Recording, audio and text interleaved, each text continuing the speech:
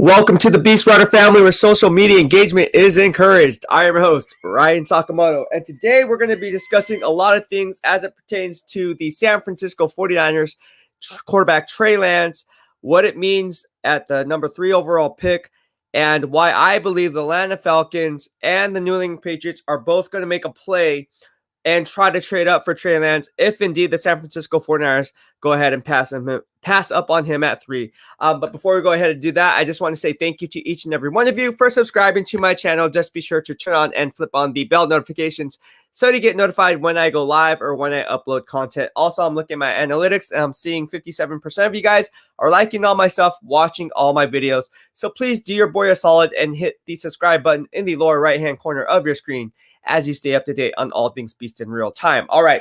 So without further ado, we're going to go ahead and get started. But I just want to say mahalo for everyone that's subscribing to my channel. As you guys know, we run weekly giveaways every 2:30 p.m. on our live stream for Family Fridays. And again, I wouldn't be in the position I am today without my BEASTwriter family members. So without further ado, we're going to give away these 2 COVID-19 masks for all you guys to be safe out there. And it's 49ers masks, actually, and it's complete with the NFL licensing logo. You guys can see that, the sticker. All right. Also, we are giving away, aside from this, if we hit our milestone, which is called a milestone giveaway, it's something new that I just started this week. We're going to launch these big bad boy prizes. It's a pretty high value. This was given to me by the San Francisco 49ers themselves, faithful to the Bay. It's a plush, really nice, soft, comfy blanket, still in its sealed package, complete with the natural embroidery on it. So it's stitched. It's not screen printed on there. It's actually stitched. You can see the stitching on it. It's legit. See if you guys get a close up on that. So yeah, this is the real deal, guys. If we can hit 2,700 subscribers, we will go ahead and give this bad boy away as well at 2:30 p.m. live stream by Friday. And again, we're only 500 subscribers off, so I'm sure we can hit it. So how do we do that? We'll like the channel, spread the word, leave the comments, get the algorithm going, get the engagement going. And then from there, everything's going to pop off. So again, thank you so much. And again, the best way to spread the love here in the BEASTwriter family is to go ahead and just share the post if you like and love it. And then that way, the bigger gifts that I can give and give back to you guys. All right. So without further ado, let's go ahead and get started. And we're not going to waste any time. We have some comments coming in here. Oh, and people are wondering, why are you hopping on a live stream at 8:18 a.m.? Well, it's simple. I'm going to get my COVID vaccine today at Levi Stadium. If you guys were hopping on live stream yesterday, I'll be at Levi Stadium around 10:30, 11 o'clock or so, probably more so 11 o'clock, and get my vaccine. So I don't know how my body's going to react to it. Obviously, I'm fit and everything like that, but, it really doesn't matter because you don't know what the vaccine does. Everybody is impacted differently. So hopefully I'll be okay. So I'm not sure how it's going to play out after I get my vaccine at 11:30. If you guys got your vaccine, I think I'm getting Pfizer. But if you see me at Levi Stadium, you're getting your vaccine as well. Say what's up to the Beast. I'm more than happy to talk to you and talk football, just in life in general. It'll be nice to meet all of you guys if you guys are headed to Levi Stadium later this day. All right. So let's get to some of your questions. Kim Ferrison from Hofstra. My Hofstra recruit says San Francisco single-handedly changed the game. They set up 2 private workouts when not allowed by the league in the form of pro days. Very smart by them, right? So any team could join them, but tailored to 49ers liking, simply brilliant. Brilliant. It's brilliant. Remember that commercial? Is that brilliant? I forgot what company that was. YG Rich 3 says, what's up, Beast? What's going on? Hey, get yourself a YouTube account, man, so you can be entered to win these cool prizes that we run every week. If you don't subscribe to my YouTube channel, you won't be entered, unfortunately. So go ahead and do that. And again, get the social media engagement going so we can go ahead and lock in those votes and tally up those scores, all right? So again, if we can hit 2,700 subscribers by the end of Friday, by Friday, we'll be launching this nice blanket. I really don't want to give it away, but I do it all for you guys. All right. Peter Moa, how are you doing from the live stream? And part of the BEASTwriter family says, what is up, brother? You're on early today. Yes, I am. And again, I'm on early. I'm going to try to do this if I can wake up early in general. Obviously, the draft is going to start a little bit earlier, so I want to do the legwork on draft day. I hope I'm doing a live stream on draft day for what is it, 4 or 5 hours. So I'll be on pretty much all day throughout the draft. And this way, it's good for you guys to kind of see what my line of thinking is in real time. Also, you guys already know that, but as the draft unfolds, it'd be kind of fun. And I'm getting my COVID shot today. I don't know how my body's going to react. So this might be the only live stream I do today, depending on how my body holds up and reacts to the medication or the medicine. Fields at 3. Yes, I can see Fields at 3. Alan Owen says notifications working perfect. Thank you so much. I'm glad you got notified. Unfortunately, some of my friends who were just texting me just before I was going on said they didn't get notified. So I don't know what's going on with the whole notification. Drew Burrows, how you doing for the BEASTwriter family? Says, what's up, Beast? What is going on? Mahalo and welcome. And hope everyone's having a fun Taco Tuesday. I am really excited for Taco Tuesdays. Taco Tuesday, 2:30 p.m. live stream. Simply because usually I do at 2:30, but moving forward, we're working with a lot of small. How come I can't talk? Maybe it's early. A lot of mom and pop shops here in the local Bay Area community where we're actually going to do live streams at their location of business. So taco shops, Eat Puesto. I'm going to be over there doing a Taco Tuesday live stream while eating their delicious tacos. So if you haven't hit up my boy, Eric Adler, go ahead and do that. He's at Eat Puesto. It's right by Rivermark. You guys know where it is. It's right by Levi Stadium. Go get your tacos today for Taco Tuesdays. Tell them the Beast sent you. All right. Randy C415 says, aloha, brother Beast. Aloha. How you doing? I like your profile picture. That's awesome. That looks like you're at a baseball game. Giants game, I'm thinking. Or A's game. I don't know. I can't tell. Spencer Bailey says, up, Beast. What's going on, Spencer? How you doing? Mahalo from the BEASTwriter family. Randy C says, hit that like button for Beast. Yes, please hit the like button. I could use that. YG Rich says, I need that. You want the blanket, bro? I'm telling you, man. So I know you're on Twitter right now. I see it. Get yourself a YouTube account and join the BEASTwriter family here on this social media platform. So that way you'll be entered every week for our Family Friday giveaways. And again, if you subscribe since day one, you're automatically entered. The more social media engagement you provide, the better your chances of winning these prizes. If you notice, the people that are winning these prizes outside of one person, which is he basically just subscribed, but he still won. So it's the algorithm is the algorithm, and it spits it out based on a computer system. So I have no idea who the winner is. Ultimately, you can be the winner. So get yourself a YouTube account because you got to be in it to win it, my man. So please do yourself a favor, and that way you can score these free cool prizes. I don't know anyone that does that on a daily basis. Been doing this since 2013. What's up, G? Says, what's a good quarterback comparable past or present for Trey Lance? What's up, G? What's going on, man? You asked some good questions, man. And getting back to your question, by the way, didn't you have a Giants avatar before? I thought you had a Giants avatar before. But getting back to your question, or maybe that's on Twitter. Getting back to your question, comparable for Trey Lance.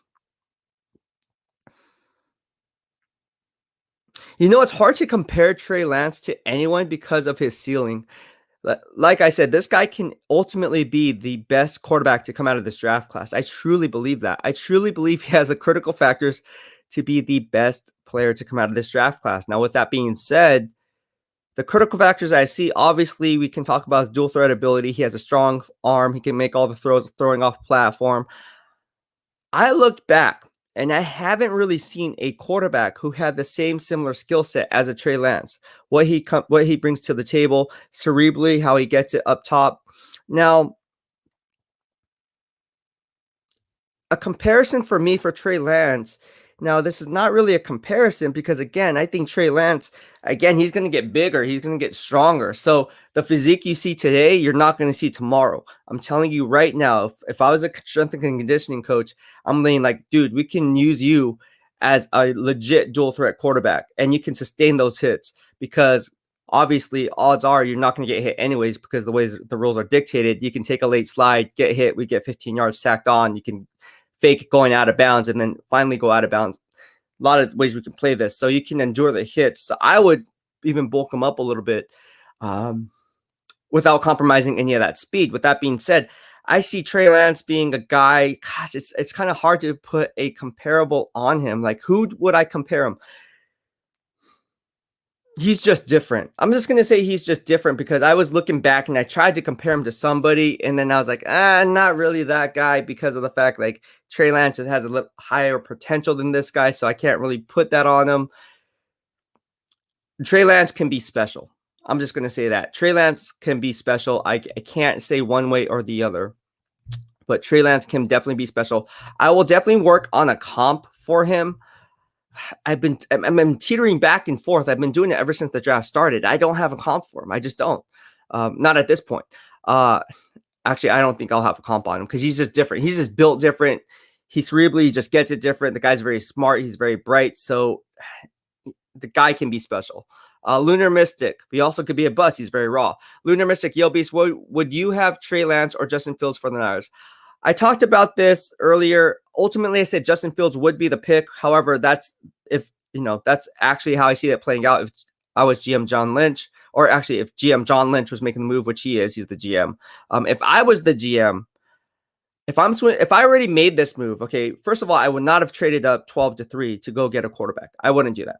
Okay, so let's say John Lynch was fired today. I come into his shoes. And I'm sitting there at number 3, and I already gave up 3 first-round picks and a third-round pick to move up 9 spots to the number 3 overall pick. You can't select anything other than quarterback because you don't give up that much draft capital for a skill player or anything like that. So you have to go and draft. Jeez Louise, and draft a quarterback. Ideally, I know this sounds crazy. I wouldn't, if I was the GM right now, I wouldn't take any other quarterbacks. I wouldn't. I would have taken Kyle Pitts at number 3 and team up with George Kittle. And then you give Jimmy Garoppolo a one-read system where he doesn't have to look outside the numbers. He can just throw down the seams and play it safe. So now you have 2 security blankets on both ends. You can't have the linebackers or the defensive backs doubling up everyone because you have Kittle. And then you also have Kyle Pitts, and then it also helps red zone efficiency. And then you can use Kyle Juszczyk more coming out of the flat. So it opens up the playbook in more ways than one. With that being said, ultimately, if I'm going to go quarterback and have to select Trey Lance or Justin Fields, if I'm swinging for the fences already, I'm going to try to hit it out of the ballpark in more ways than one. I'm going to go with Trey Lance. He's the proverbial boomer bust prospect in terms of the definition of what he brings to the table. However, I like Trey Lance's critical factors a little bit more. I do love Justin Fields. I shouldn't say love. I do like Justin Fields as well. However, if I'm already swinging for the fences and I'm coming into this, place where I'm stuck between a rock and a hard place where I have to go quarterback, you might as well just go all the way and hope that it plays out. Because none of these quarterbacks are guaranteed anyways. So I just said that Trey Lance could obviously be the best quarterback coming out of this draft class because we see the critical factors in his game. I'm going to go with Trey Lance. But ultimately, I have him selecting Justin Fields. All right. Niner Kingdom says, Sup Beast, podcast notifications fine, working for me. Let's go. That's interesting. That's interesting how your guys' notifications are you're getting notified. Some of my friends are still not getting notified. They just hit me up like literally as I was hopping on the live stream. And the only reason they caught it is because of Facebook. Because I posted on Facebook and they're like, wait, I didn't get the notification. It's on. And I was like, okay, I don't know what to tell you, man. YouTube be messing up, bro. Patrick Ariba says, Beast live during my gym time. Extra motivate. Hey, that's what's up, man. You're at the gym, Patrick. Hey, mahalo to you. I'm happy you're getting your grind in. What are you hitting today? What are you working out today? If you have any questions for me in regards to fitness, obviously the BEASTwriter family is all about football and fitness. You see that barbell inside the logo here. So how do I do this? There you go. And so any questions that you have for me, go ahead and shoot them my way. I'll be more than happy to get them over to you. All right. Don Lovato says, Aloha, BEASTwriter. Wow, you guys are up early in the morning. Okay, I like it. Scott Henderson's morning, best late round corner. Ooh, the best late round corner. That's a good one. That's a good one. Who are my top rated corners, right? Let's go ahead and talk about the cornerback draft class and who my top rated cornerbacks are. Well, I got to be honest with you. This is not a very good cornerback class. It's very top heavy. We all know the top three, or what I like to call the three amigos: Patrick Surtain Jr., J.C. Horn, and Caleb Farley. I also like Asante Samuel as a day 2 pick. And ultimately, if he's sitting there with the number 43 overall pick, he would be a nice play. The fact is, they re-signed and brought back K'Wan Williams, right? So the fact that they brought back K'Wan Williams and he's returning to the team means that at number 43, they're likely not going to go slot cornerback, which in essence, you don't draft a guy like Asante Samuel because of the fact that he's going to be riding in pine anyways, because I see him more as a slot cornerback. And then you also have Emmanuel Mosley on one side, and you also have Jason Verrett, who signed a 1-year deal on the other side. Ultimately, you need an insurance policy. However, at 43, do you need that insurance policy at that selection based on the valuation process? No, you do not, simply because he'll be sitting and not getting the percentage of snaps played that you would want or that you would require from a number 43 overall selection type of a pick. So I don't think Asante Samuel would be in play, although I do absolutely love Asante Samuel, but not for the 49ers at number 43, simply because he'd be riding the pine due to the logjam up in front. But I do like Greg Newsome. Greg Newsome can be a play. I don't see him being a late round pick. He can go as high as the first round. These are just cornerbacks that I truly like. Outside of that, I don't like any of these cornerbacks. I don't. Outside of the guys I just mentioned, there's not too many cornerbacks that I do like. Kelvin Joseph, yeah, he's legit. But outside of those guys, the names that we hear at NFL Network, yes, I don't like any of those guys.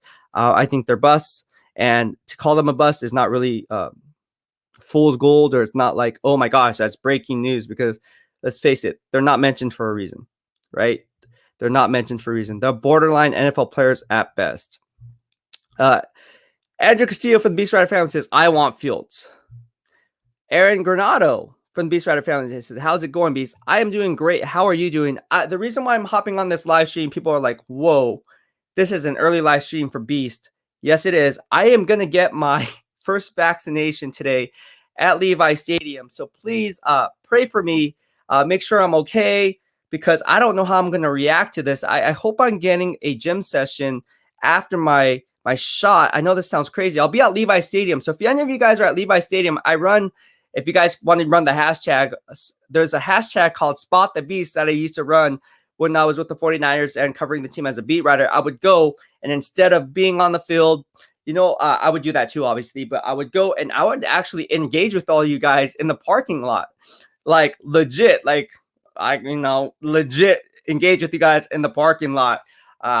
If you know what I mean, party time, right? So, no, I'm joking. Or am I?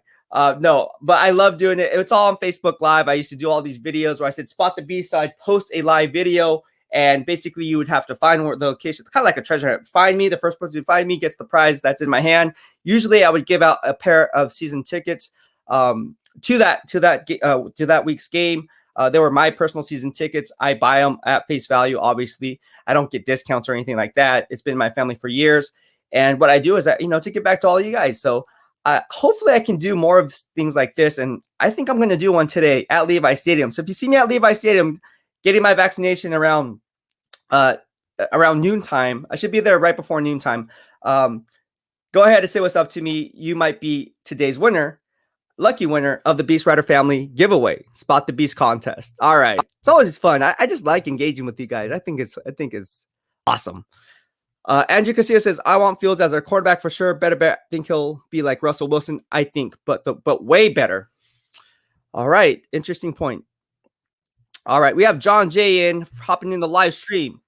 John J, how are you doing? What's up, man? Good morning.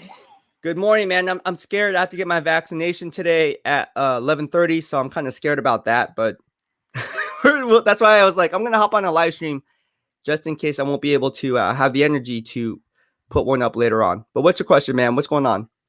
Well, first of all, good morning. And, don't worry about the shot. I've had family members that had it. And probably like the worst is mostly the shot, not the medicine, Right. and I've had shots before, it's sore for a while, but you should be all right, no big deal, so, I'm just giving you a little bit, relax, plus any type of medicine that you take, it's a little bit of a risk, but at the end of the day, it's going to be worth it. And then, so we can all go back to normal. Right. So don't worry, man, like it says, I've had many shots before. I don't like needles. I don't like Yeah. needles. So when they give me a shot, I say, hurry up. So, Right. no worry, man. You'll be fine. You'll be sore for a few days, but then after that, you'll be back to normal. That's about it. So hopefully that helps ease your mind. I just don't want. I just see the thing is like I work out every single day, like There's no days off for Beast, and like what I do is I work out hard. Like I kill myself inside the gym. Um, I I'm just like there at 3, 4 hours at a time. So for me to have one day off, and psychologically, it's a mind game within myself because I feel like I'm not getting enough in. Like if I don't get a workout in, I feel like my day was unproductive. No matter what else I do, it's just more of a mental game within myself that I play with, and as crazy as that sounds, that's just how it is. So hopefully I'll be okay, but we'll just have to see how it plays out. But what's on your mind, my man? Yeah, see, I was, doing, my job for my channel, Uh-huh. getting ready for some projects, and I saw you on, and I'm like, wow, man, this guy, like, I remember during the Trent Williams, you came on extremely early. Oh yeah. Yeah. So anyway, so I have something to like say about Trey Lance. It's really hard to compare a quarterback Mm-hmm. that's played in the NFL with the style that he has. Right. I was looking at his weaknesses and things that he has to develop to become a productive quarterback. Mm-hmm. Out of the main things, the three things that they talked about was 1 year in college, which is a weakness. He's only 20 years old, so he's very young, and he has to learn how to slide when he's running. Like most running quarterbacks have to learn how to slide. And if those are the three main things that he has to work on, I think it'll be easy for him to polish that. And one thing, it is true. Like we have to stop comparing, like Trevor Lawrence to a great quarterback, Justin Fields to a great quarterback, because we don't know.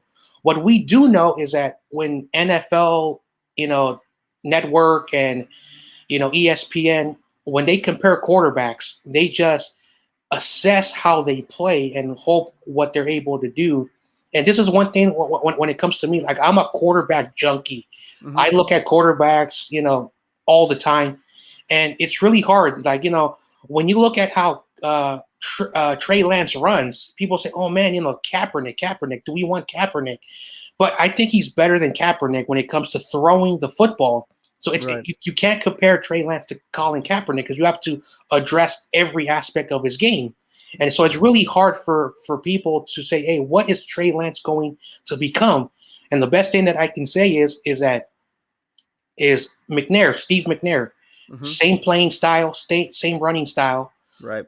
And at the end of the day, I could be wrong, but when it comes to evaluating quarterbacks, Mm-hmm. that's the reason why even the best and the best get it all wrong. Yes and no, right? So like no one gets it 100% right.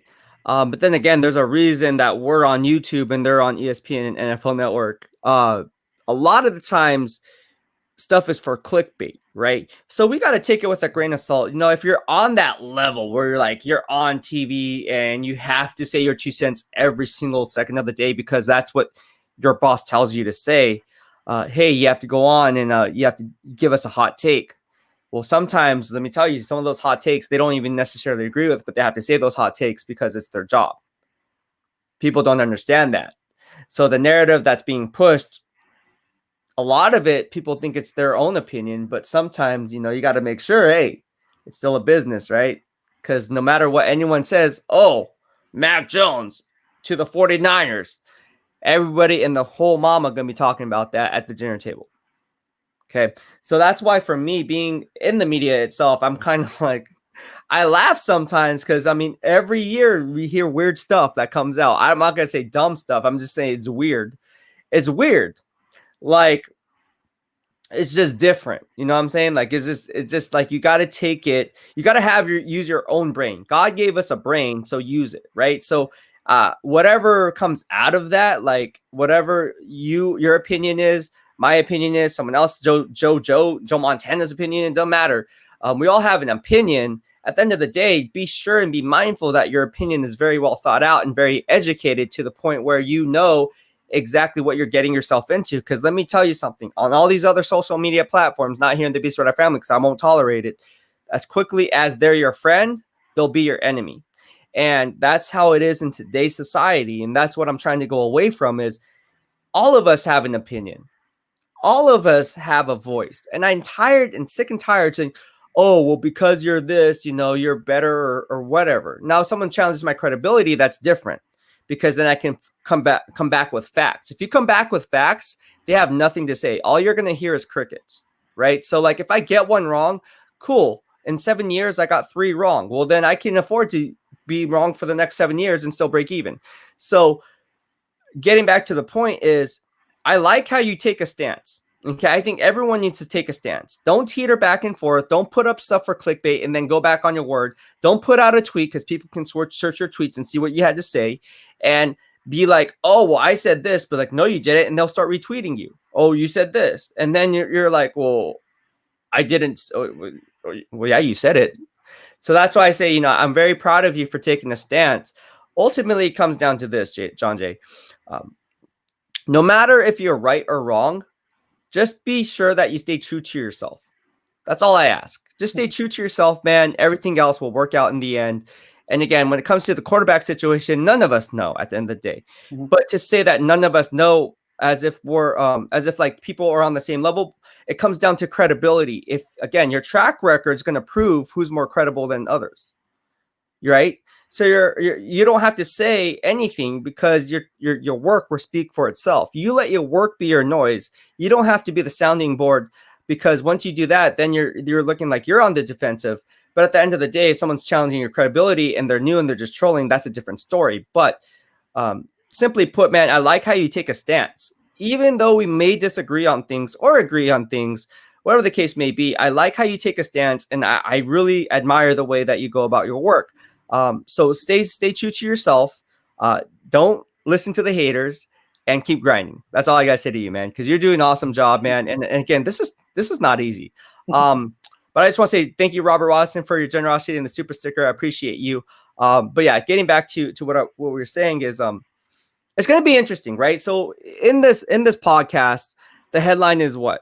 I said Trey Lance is probably, if he's going to get passed up at number 3 and the 49ers take Justin Fields and then Trey Lance is available, the Falcons are going to move down. I already put that on an earlier live stream. I already have that picked in my mock draft. I think they're going to trade down. Ultimately, I think it's going to be, I know it sounds crazy. I think it's going to be the Denver Broncos. I think the Denver Broncos are going to move up for Trey Lance. Now, if it's not the Denver Broncos, and then it's going to be the New England Patriots, because once that third pick is off the board, doesn't matter who selects it. Obviously, San Francisco is going to be selecting it. So once San Francisco makes that pick, there's going to be immediate trade. And I'm talking within seconds. I'm talking within 3-5 seconds. I'm hearing right now that their teams are already in the works on making some type of deal. Okay, I can't go into detail on what teams there are, right? It could be the Broncos, it could be the Patriots, it could be some other team, right? I already talked about yesterday on the live stream. Don't be surprised if teams that you haven't heard of move up for a quarterback. All right. You can just do the math for yourself and figure out which quarterbacks need, which teams need a quarterback. Who just retired? Alex Smith, right? So could one of those teams make a play that are picking maybe the late teens, who they know when they look at the 2-year outlook next year in the 2022 NFL draft, even though the 2021 NFL draft hasn't played out yet, from a GM's perspective. But like I said, you have to look at, from a GM's perspective, the 2 to 3 year outlook. What's the vision? What's the 2-3 year vision? Well, next year's draft is very weak sauce when it comes to the quarterback position, right? You have Sam Howell, right? That's it, from North Carolina. Outside of him, who do you guys have? Nobody, as John Harbaugh would say, right? Or Jim Harbaugh would say. So getting back to it, you're going to see these GMs like George Paton go ahead and make a play because he can't afford to be tied to Drew Lock. I'm telling you right now, he cannot be tied to Drew Lock, and he understands this. He understands this because as first acting GM, if you miss the first wave of quarterbacks in this pass happy league in a strong quarterback class, then you go into next year, well, you're all going to be vying for the same quarterback. Because only one quarterback that's like head and shoulders above the rest. So if you're George Paton, you're thinking and leveraging this like, hey, if Trey Lance was to come out of next year, he'd be number 1 overall pick for sure in that year's draft class, right? More times than not. So why not go ahead and make a play for Trey Lance? So that's why I'm putting it out here. Again, I'm setting things in motion, connecting the dots. So when stuff happens on draft day, be like, dude, BEASTwriter called it out. And if I get it wrong, like I said, I get it wrong. But I'm more right than I'm wrong. That's why I'm putting this stuff up there. The Dolphins, what I say about the Dolphins, I said they're in trade number 3. They traded number 3. They moved back to 12 and then traded back up to 6. And who did I say they're going to pick once they traded back from 3? I said that player was going to be Micah Parsons. Everyone's talking about pass catchers. Kyle Pitts. Well, they already have Mike Gesicki. They don't need a tight end. And everyone's talking about, Jamar Chase, Devontae Smith. That could very well be in play, but they have Devontae Parker and Will Fuller. So they don't need a wide receiver. The bigger need is the second level backer. And that's why you hear trades now. Oh, the Dolphins are thinking about moving number 6. Why? Maybe trade with the Denver Broncos possibly if Trey Lance slides to 6 and still be inside the top 10 where they can select Micah Parsons. Because let me tell you something, Micah Parsons, if he creeps outside the top 10, he's not going to go past the New England Patriots at 15. I'll tell you that right now. So that's why you have to put everything in a grain of salt. That's why you have to know all 32 NFL teams. And I know you love the Niners, but you have to know all 32 teams because in order to connect the dots and gauge interest in exactly what's going around, you really have to. It's kind of like I know this sounds crazy, but it's kind of like Goodwill Hunting. Like you literally have to like literally pick stuff out and then do your own. You know what I mean? There's a lot of stuff, and then obviously. I have the inside track because I talk to people inside the NFL circles, but that comes with time. You really need to do the legwork on all 32 NFL teams. Otherwise, people aren't gonna gravitate toward you simply because you talk about one simple team. But then if let's say Jordan Reed just retired, right? Jordan Reed just retired from the 49ers. Okay, so the Niners need a tight end. Well, if some guy who's a Jets fan comes in and be like, oh, the Niners don't need a tight end. They have George Kittle. Well, then you're like, yeah, dude, they use double tight end sets. They use a lot of 12 and 22 personnel. What are you talking about? Down in the red zone efficiency. Then you're going to look kind of like, bro, this guy doesn't know what he's talking about. So that's why I encourage you when you hop on the show. I like how you take a stance, dude. That ultimately no one knows. No one knows at the end of the day, but people respect you for taking a stance one way or the other. That's all I got to say. But just stick to your guns. Don't waver. I hate people when they teeter. That's the most annoying thing ever is when people teeter-totter. I said that, but, after thinking about come on, bro. Don't do that. And you don't do that. So I like it. I like it. I know. It is true, I don't mean to cut you off, but no, go for it. Like what you just said about the Broncos, the Patriots, even maybe the Washington football team. Yes. They want to move up. It's not because, they want to give away draft capital. It is true. When you look at I know I don't cover all 32 teams, but I look at, main headlines of the NFL. I want to keep, yeah, of course. Information that could also affect the 49ers. Right. And the Broncos, I don't know, I think it was 2 years ago where they drafted Drew Lock, and he was supposed to be the next great quarterback. Right. Guy's bust. The guy's immature. Every time, something good happens, he acts like a child. Right. And he's not a good leader. And the team, they don't like him. And the general manager and the coach, they have to figure out if he's the guy or do they go after a quarterback. The Patriots, they also need a quarterback. Cam Newton, he's not young anymore. He has some good years, but he's not going to be the quarterback forever. And Washington, they don't have a starting quarterback. Like Fitzpatrick, he's 39. He's not going to be there forever. Plus, he's a journeyman. So it makes a lot of sense. But at the end of the day, just like you said, we don't know what could happen. I do think that the Broncos and the Cardinals, this is my opinion, could move up because they want a quarterback. The Cardinals? No, not the Cardinals. I'm sorry, Carolina. I apologize. You think the Carolina Panthers are going to move up? Yeah, I'm a little bit dyslexic, so No. You think? Don't worry about it. I am too. So you think the Carolina Panthers are going to move up? You think even though they got Sam Darnold, you think they're going to move up? I respect that. I don't think so, but I respect it. Time will tell how that's going to play out. Tell me why you think the Carolina Panthers are going to move up. So I follow Matt Rule, his career, and Right.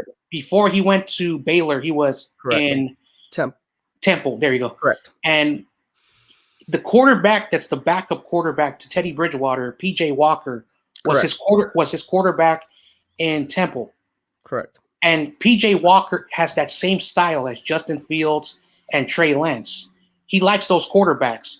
He thought when they brought in Teddy Bridgewater that he had that, but Teddy Bridgewater is not as mobile as most people think. That's why they're trying to ship him off. And even though Sam Darnold is a good quarterback, I love Sam Darnold. I think he got a very bad fair shake going to the Jets. But Matt Rule still believes that, if he can, also have a security blanket behind Sam Darnold that he can develop, the guy's a little bit eccentric.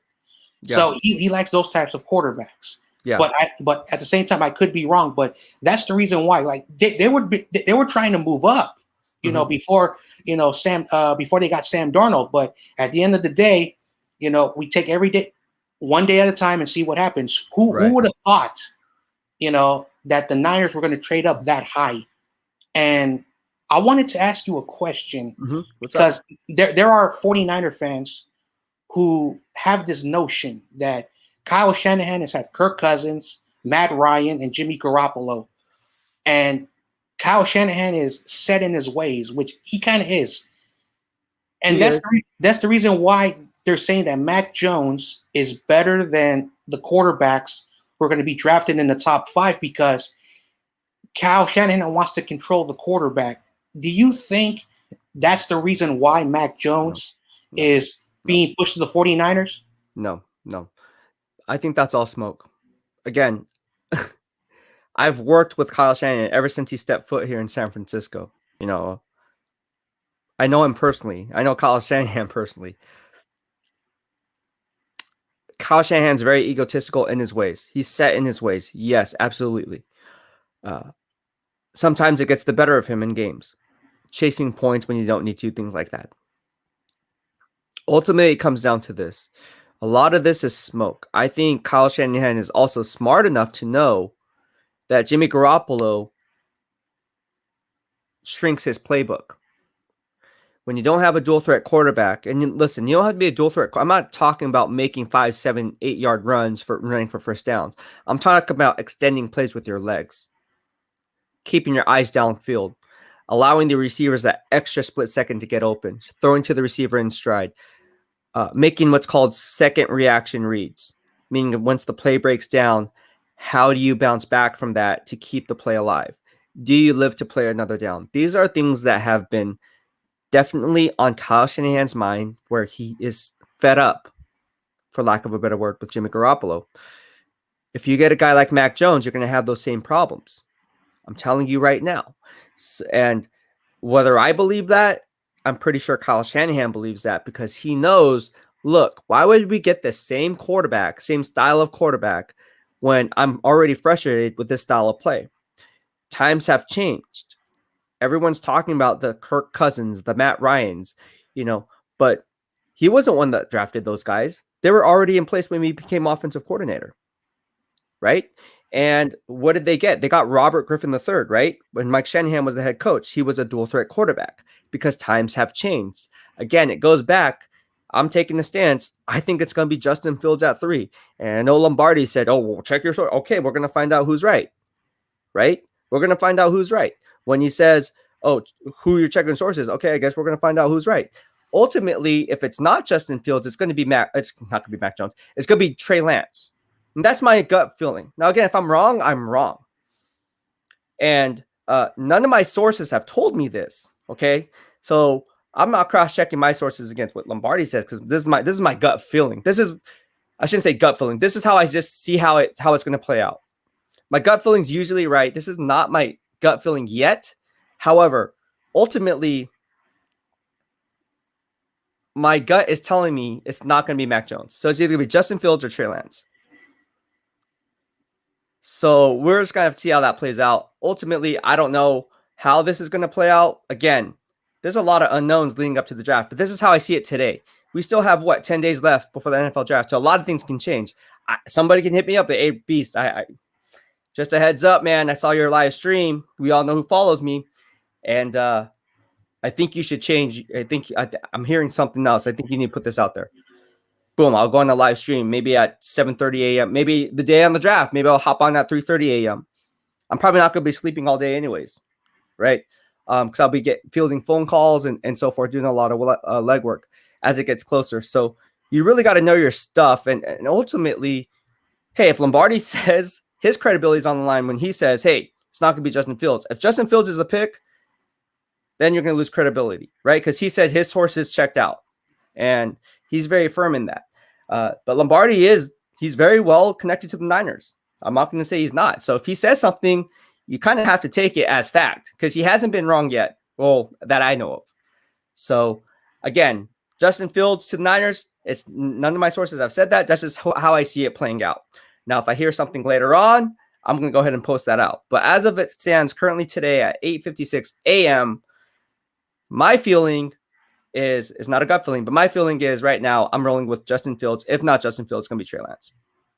And that's how I see that playing out. But thank you so much for hopping on the show. I appreciate the love, man. All right, man. All right. So right now we're going to answer some of your guys' questions. We are backed up on the questions. You guys had a lot of questions for me. I know I have CJ Ruthless Sports in here. We also have Michael Miller in here. Michael Miller, always a good time. Very loud Michael Miller. We have a very loud Michael Miller in the house. That was always fun. But sit tight, guys, because we're going to have you on. But I have to get to these questions first before I go ahead and add you on. I don't want you guys just sitting there. So hop on in the next maybe 15 to 20 minutes or so, and then we'll link you guys back in. But yeah, thank you so much. All right, so let's go ahead and answer some of your questions. Spencer Bailey says, dealing with plantar fasciitis, but still got to get my workout in, Beast. So for those who don't know what plantar fasciitis is, I had that too. So basically, you have your foot, and then on the arch of the foot, it's very hard to walk on. That's called plantar fasciitis, and it's very difficult to walk on. So if you have plantar fasciitis, hopefully you're staying off that foot, man. Rest up. You guys know about the Rice method, recovery, ice, all that stuff, right? So rest, ice, compression, elevation. You guys know that's the Rice method for those who don't know. Go ahead and use that. Hopefully you're feeling better. Brad Lodge says, what are your thoughts on the 49ers trading a few of their picks to get another first-round pick? The two first-round picks. Thank you for your question, Brad, from the BEASTwriter family. Ultimately, I think that can play out. I don't see it happening, though. I think they're pretty much set at 43. That's a pretty high second-round pick, and that's good draft position because a lot of these players are going to be pushed up the board. A lot of these better value players are going to be pushed down the board. Ultimately, you're going to find a steal at number 43 for whoever picks at that selection. All right. Brandon Greens from the BEASTwriter San says, I think the Niners are going to use their second and third pick for wide receiver and running back. Yeah, could very well be true. Very well be true. Issa Lowe from the BEASTwriter family says, Beast, the gut that got heated the other day over Mac Jones was on Grant's channel the next day talking about Wilson will be by far the best quarterback in this draft class. Is he talking about you, Michael Miller? He's talking about Michael Miller. Let's have Michael Miller on. Michael, how are you doing today, my man? Good morning and happy Taco Tuesday to you. I've got a little bit of a sore throat and stuff. No, reason I wanted to come on here, I've had both my shots. It ain't bad at all. Don't lie. It ain't bad at all. The first shot, I had a little red welt that came up, and it was just tender in that spot. And then the second shot, I had like flu-like aches and stuff for about 20 hours. Then it goes away. It's not bad at all. Wait, is it like so now I'm getting scared. Does it have like itchiness? There's nothing to be scared of. Okay. I'm tripping. Absolutely nothing. I'm tripping because I mean, even though there was a little welfare, I could do like that, and yeah, it's nothing. All right. Well, what's on your man? I know you're a huge Mac Jones fan. I like Mac Jones too. Well, I mean, I'm Zach Wilson first. Yes. Mac Jones with Trey Lance second time. You know, in any one of them three, I'll be happy draft day. Okay. You know, so I don't think it's going to be Justin Fields. I do believe Lombardi that he has some sources. Yeah. I mean, look at Kyle's best friend. They come out and put Fields down at number 6. Mm-hmm. Chris Sims is his name, I believe. Yeah. Yeah. You know, I don't think Fields might be a Denver Broncos where I feel like he's going to go. They're going to come up and get him. I think that's his best fit. I also think the Redskins are going to try to come up, and New England's going to all try to come up. Yes. Chicago Bears is going to be sitting there outside going, "Oh my God, we ain't got nothing." That's my feeling. You know, that's pretty much true. Don't be surprised if we do trade back up in the first round. Also, yeah. If the running back from Alabama falls and he's sitting there in the 30s, don't be surprised if we go up and snatch him. I don't see him falling, but if he does, the Niners are going to go get him. I think he's I don't see him fall. I think at 24, I think that he's too good of a running back to be passed up by the Pittsburgh Steelers. What I'm hearing, I covered the Steelers for Sports Illustrated. What I'm hearing internally is if he's sitting there, he's definitely going to be the pick. That's what I'm hearing. Now, that's what I'm hearing today. People think obviously everything's set in stone for me on draft day. It all changes every day. Yeah, it all changes every day. But the day before the draft, that's when I said it, and that's when the final things come out. So as of today, I'm hearing Najee Harris will not go past the Steelers at 24 if he's available. But I bet if he falls to the 30s, the Niners are coming. And that's why I put up an earlier podcast that Najee Harris is linked to the 49ers, and he could possibly go as high as 12. And then Najee Harris comes out and said he thought the Niners were going to take him at 12. And so when that came out, and then now after that trade was made, that they traded from 12 to 3, and now people are talking about Najee Harris again, like you, it really puts things in perspective to the sense where people were writing me, not people here in the BEASTwriter family, but on Twitter and Facebook, they're saying, "Oh, we don't need a running back because we can plug and play running back," which is true to a certain extent. But he's a game changer. I know. That's what I'm saying. So I've told a lot of people though, if you can guarantee to get an All-Pro bowler like Najee Harris is going to be, right. Take him number 1 overall. Who's going to laugh at you when he's making Pro Bowls and first team All-Pro every year? Nobody. Yeah. You want to hit on every pick, and if that's what it takes is you take a mid-round guy in the first round and pick him number 1 overall, nobody's going to laugh at you when he's making Pro Bowls, running for 1,500 yards a year. They're going to think you're smart for it. Look, 18 running backs have been drafted in the first round since 2010. All right, 18 running backs have been drafted. Let me say again, 18 running backs have been drafted since 2010. Of those 18 running backs, 11 of them made Pro Bowls. All right, and this is not Pro Bowl alternates. They actually made the Pro Bowl. So if you're doing the math, that's 11 out of 18. That's a 61% success rate on hitting on Pro Bowl talent in running backs in the first. You then look and compare that to other positional groups. You look at the wide receivers, right? Well, since 2010, there have been 40 wide receivers drafted in the first round.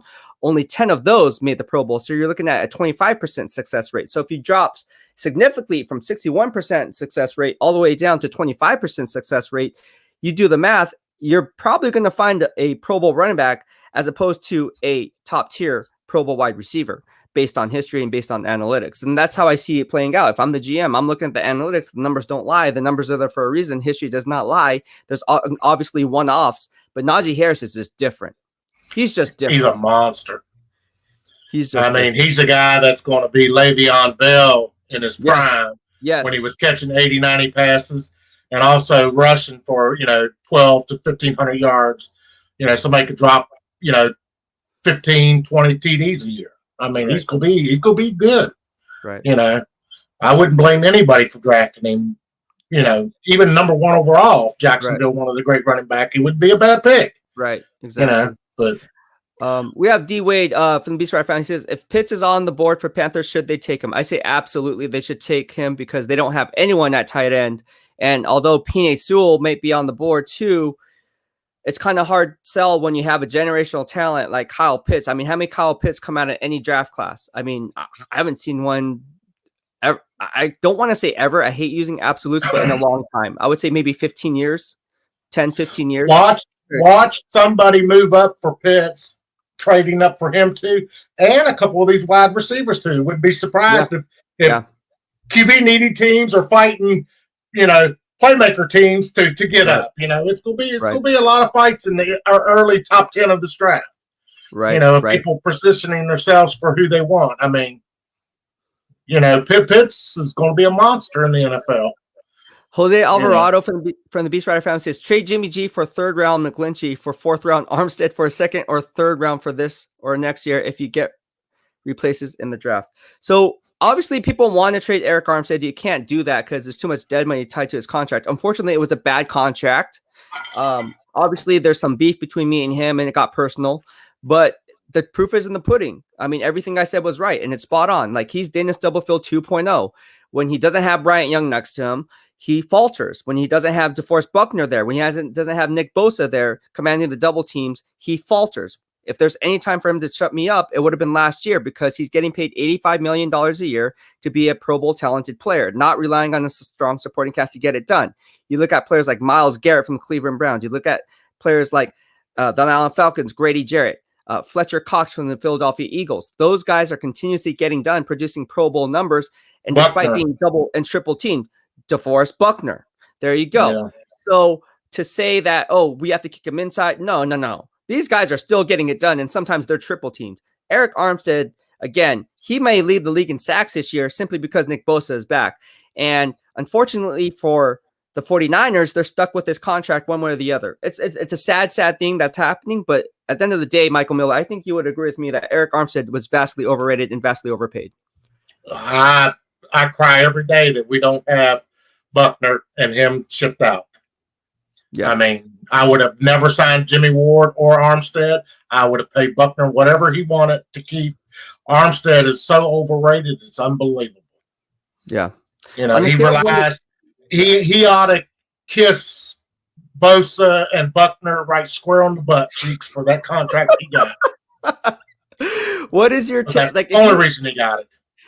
If you were to take or grade him in my grading system, Eric Armstead doesn't even grade average in my grading system. I don't rely on PFF, but he grades below average. If you were to grade him on a scale of 1 to 10, with 5 being average, where would you rank Eric Armstead? 4. Yeah, that's exactly what he was graded. That's what he was graded. Good call. All right. What else is on your mind, my man? Nothing. I just called to tell you about the shot. Oh, thank you. Now, which one are you getting, the Moderna or the Pfizer? Yeah, I'm going to Levi's. I'm heading out in about a couple hours. I'm freaking scared as heck. But supposedly it's Pfizer. Dang, no. Pfizer, you have less side effects than the Moderna, which I took the Moderna. It's going to give you, once you get it, it's going to give you a peace of mind knowing that you can be out and about and you ain't got to worry about catching it, because when you put the mask on with it, you're probably at about 99.999%. You ain't getting squat. And remember this, once you get your shots, you ain't got to worry about ever dying from it. I promise you. Because anybody that's had their shots, if you do happen to catch it, it's a very mild case at best. You know, so it's a peace of mind. I love it. I would do it again tomorrow. You know, I mean, I had a worse reaction to the shingle shot than I did these. Oh, really? Okay. Yeah. So all right, well, it's nothing to worry about. Even the flu shot, I had a worse reaction to the flu shot, and you've had that. Yeah. It won't be no worse than the flu shot. No way. That's it. All right. That's it. You ain't got a squat to worry about. So. All right. Thank you so much, Michael Miller, for hopping on. How did you get it, though, by the way? Mahalo, my man. All right. Bye-bye.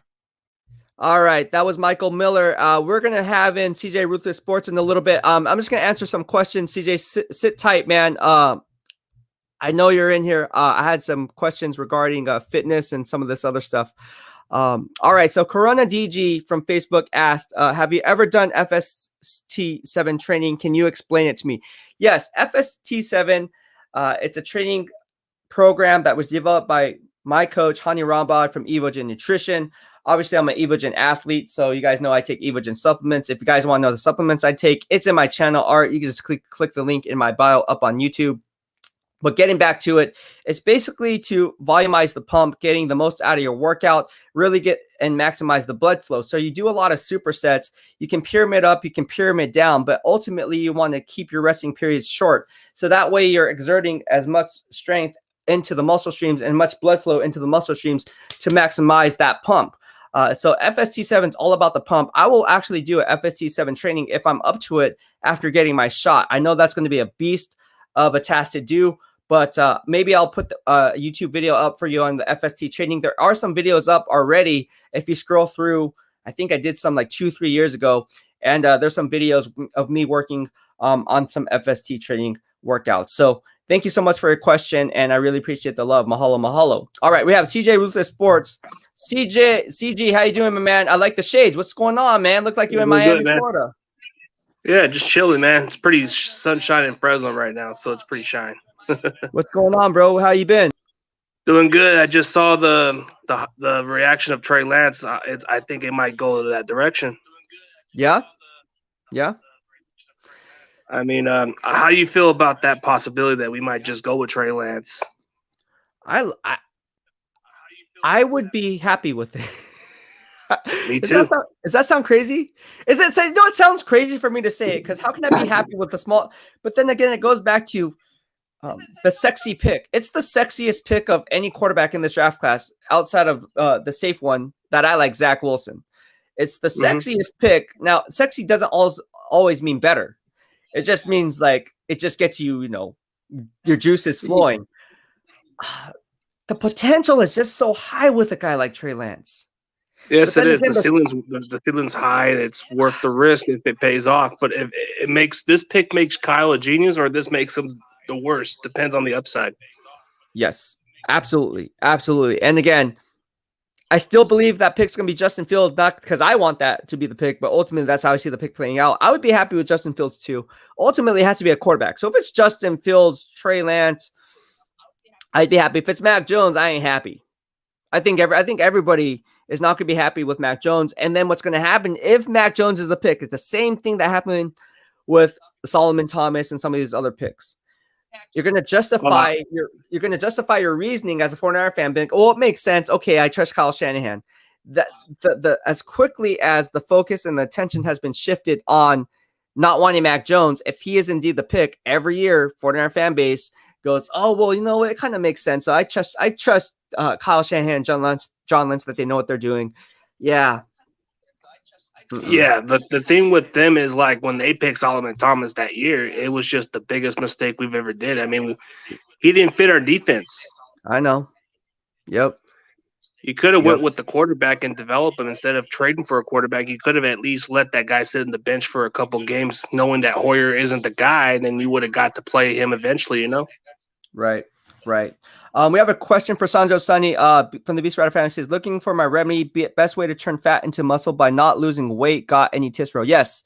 The number one thing that I tell all my clients, especially whether you're an athlete or I'm getting athletes ready for the pro day or combine or off-season training, is do fasted cardio. Fasted cardio is working out on an empty stomach, usually 8 hours out. So you're not eating anything. You can still have your BCAAs as you work out. You can have your water, of course, but try working out on an empty stomach or doing fasted cardio on an empty stomach. You're going to use the fat source as the primary source of energy. However, there are some drawbacks to that because you're going to feel more fatigued because obviously you have no carbs, you have no glycogen to work off of. So once that depletes, you're going to be using the muscle storage. So it's kind of a catch-22 where you don't want to lose the muscle but still want to burn the fat. Ultimately, if I go this route, I do my fasted cardio, I hit it for about 30 minutes, and then what I do is I bring Rice Krispie treats. I know this sounds crazy, and I'll eat a Rice Krispie treat because it's low in fat, high on the glycemic index because I want that insulin spike for my workout to sustain me for the duration of my workout. And that's what I'll do in between the workout. So hopefully that helps. Fasted cardio is definitely my number one source for you in regards to your question. So thank you so much. What else on your mind right now, my man, CG? Well, I'm thinking I'm thinking maybe we do get a tight end, maybe like in the third or maybe later rounds. Yeah. So you want who do you like in the later rounds? Later rounds, I heard Tommy Tremble's pretty good. Tommy Tremble from Notre Dame. What about let me look up, let me pull up my big board. I have my big board up here. What about let's talk about some players here. So they need an outside linebacker, right? I mean, obviously they got Sam Rubicam. He's going to play what, defensive end, outside linebacker, whatever, tweener. What is your take? I like Ronnie Perkins out of Oklahoma. Oh yeah, I like him. He's more like he can be a good run stopper too, and actually be more effective. I like Ronnie Perkins. Okay, here's another name for you. What about Jordan Smith out of UAB? Intriguing small prospect from a small school. I mean, he seems like he's got the upside to be really good. Yeah, I like him. Here's another name for you. See, people are like, who are these people you guys are talking? Now some of these people are like, what the heck are these guys? Who are these guys? Okay, what about Tutu Atwell, the wide receiver from Louisville? Oh yeah, he's a slot short receiver that can probably return kicks. Also, he's very quick. You like him? Would you be happy with him as maybe a possible return man for the 49ers? As a return man, yeah, but I wouldn't want to play him at slot. No, I prefer I want a big receiver at least to play slot. Like somebody like a Seth Williams is what I want. Do you know how much Tutu Atwell weighs? 169, I believe. 153. Oh, 153. Okay, I was almost there. But he was I think he's about 5'9". I think he's about 5'9". He's tiny, bro. He's tiny. Like if I saw him going across the middle, I would eat him alive, bro. Like I would just light hit. But can I catch him? No. He's quite quick. Yeah, he's quick like that Brandon Banks guy. That Brandon Banks from the he was about lighter too. Yeah, all it takes is one hit though. That does concern me. I mean, with Devontae Smith being 170, 175, whatever his weight is, that doesn't concern me. With Tutu Atwell at 153. That concerns me. You're going to take a beating. All it takes is one shot going across the middle with that backer just roaming down, allowing you to make that catch and then hitting you square in the numbers. That's you can be you can be injured for a while too. And then he's got to bulk up some muscles. I tell you right now, I'd be like, your speed is speed. No one can catch you anyways. We're going to bulk you up to a point where you're not going to compromise your speed. That's your number one attribute, obviously. But we have to get you up there. We have to get you inside the weight room, and you kind of have to work out with me, dude, because I am 153, and I know I can lay you out cleanly, like no problem. He's probably gonna take it like an insult and say, "Hey, you may look bulk, but I don't know." Bro, I tell you what, dude. Legit, I could probably take him out cleanly, like legit. Yeah, I'm pretty sure you could. The thing about it is, and that's not a knock on him. I'm just, to motivate him, be like, and I shouldn't be, I would tell him as your coach, man, I shouldn't be able to say that. You should take this as constructive criticism. Like, you know what? Screw you. I'm going to prove you wrong. Yeah. And then use that as motivation. Like, come on. But like, I know you can, I'll be like, the reason why I'm telling you this is because I see your potential and you can be a great one. But the way you look right now, just based, and this is not the eye candy test. I mean, you look frail. You look like you can like literally end your career in training camp once the pads come on. I'm serious. I'm being. Yeah, you could because he's lighter. I mean, if you're 5'9", you're skinny like a stick figure. You're gonna get hit. How many people at 153 making? Let's go back and talk about the analytics. How many people at 153 have had prolonged NFL careers? Not one. I can't even think of one. Not one. So that's why I'm going to tell him, but hey, don't take my word for it. Look at the numbers. This is what the analytics are telling you. You're not going to make it. Now, I'm not saying you can make it. You're not going to make it. I'm saying you can make it, but we kind of have to. And I would have him on steaks. I would have him on chicken. I would have him on whey protein. I would have him on definitely a lot of carbs because for him, he's what's considered an ectomorph. So his body type, it's hard for him to tack on muscle. So I would feed him as much food and calories as possible. And that's where the nutrition comes into play. People talk about right tackle Mike McGlinchey and how he's small and how he's on this diet. I would get Mike McGlinchey in the weight room. And he asked me numerous times, how do I get the size that I get? He legit would tell me, he'd be like, dude, how do you get that big? Like, and I tell him, he's like, oh, really? Like, dude, if I had Mike McGlinchey, bro, if I worked with that guy would be a monster, bro. Like, he would be like, I'm telling you, he would be a beast, dude, like a beast of a beast. And people are like, oh, dude, Mike McGlinchey looks so. I mean, I'm just saying. Ultimately, people blame Mike McGlinchey because of his weight problem, but ultimately, it comes down to he's just not getting it done. That's just what it is. I mean, he calls himself slim, and I guess that's why he's slimming down a little on his weight. He should go back to his playing weight at least. I think he's about like 290 something, right? Yeah, he's light. He's a light offensive line. I mean, coming from me, that's still heavy, right? 290. I mean, I can't even break 200. it's just interesting for me because like I said, when people hit other people with body analysis, especially athletes, when you're not even in the game or don't have knowledge or background in it, like certifications or education regarding it, how can you really say that's the reason why this guy is failing? You know, it could be the other way around. Maybe he's too top heavy. Or maybe he's just not surrounded like somebody like Joe Staley who motivated him. Joe Staley brought the best out of him. There you go. So that's that. What else is on your mind, my man? CJ Ruthless Sports, as we talk about the NFL draft. Follow this guy. This guy is the man, CJ Ruthless Sports. Thank you for giving me a shout out. By the way, on your community page, I don't know how you did the tagging and stuff. I didn't know you could do that. Yeah, you just have to push. Okay, like when you do the tab thing, just push the share button and go on the red thing, then push the red button. I have to push all these buttons? Yeah, like when you see my page, like when you see my page or something, you push the share button, and then you look for the red thing, and it goes to the community tab.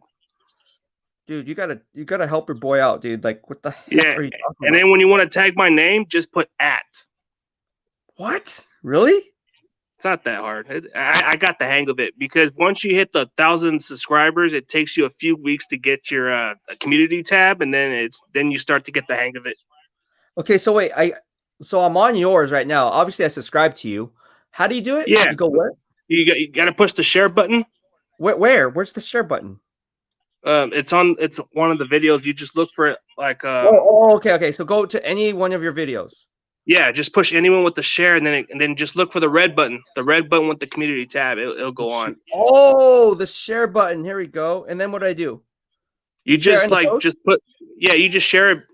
Yeah, you just share it and just put my name or whatever, or you can just put the @ symbol and then put my name on it. I click on share in a post. Create. Yeah. Post. Yeah, create post. I'm gonna do it right now. On the red. Okay, and then Han, I'm gonna share you right now. This is live. And then what do I do? Oh yeah, this is live. Even the real BEASTwriter's right there. How do I tag you though? How do I do it? How do I do that? Oh, you just put the @ symbol. The @ symbol. Like you know how you put the @ and then you put my name under it, and then it'll just show it. Really? CG. Yeah, that's dope. So it's basically like Instagram and stuff like that, right? When you tag or like Twitter. It's kind of like Twitter or Instagram in a way, but you do it in your own community tab. Okay, I'm gonna say follow. All right, so I said follow, and you'll get a notification, or how does that work? Oh, you'll get notification from people who comment your stuff, or it'll tag me into it too, so I might get it also. Oh yeah, it showed me that you shared my video. Oh, so does it work? So it works. I just got it. Yeah, I just got it. It just says right there, dude. So you just taught me something. So that's how you do it. I was wondering. I was like, wait, how? I was like, dude, CJ's cool. How does he do that? I was like, I got the hang of it because the way it works is you got to have your 1,000 subscribers and you got to wait for like a week or two, and then once you get the community tab, you can share everybody's page. When I see somebody do their live streams, I'll usually share it on the community tab. Yeah, let's cross promote. We can cross promote that way too. I'll share you, you share me. Be good stuff. Yeah, I got you, man. I had no idea you could do that. That's awesome. See, you learn something new every day. Yeah, you should show.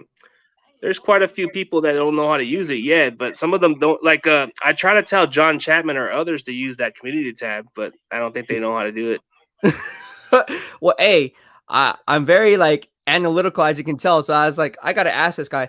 There's no such thing as a dumb question, which is why. No, it's not. It's not because you don't know what it is. You're new to this, so you're like saying, "Do you actually do that?" And I said, "Yeah."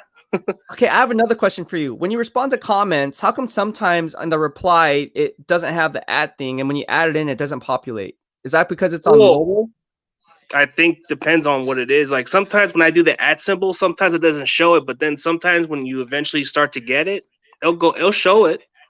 So like when I respond to, like, let's say I'm responding to you in a comment, you know how sometimes it says @CJ Ruthless Sports and then it will populate it on my phone, right? When you press reply to a comment. Yeah, it'll show my page.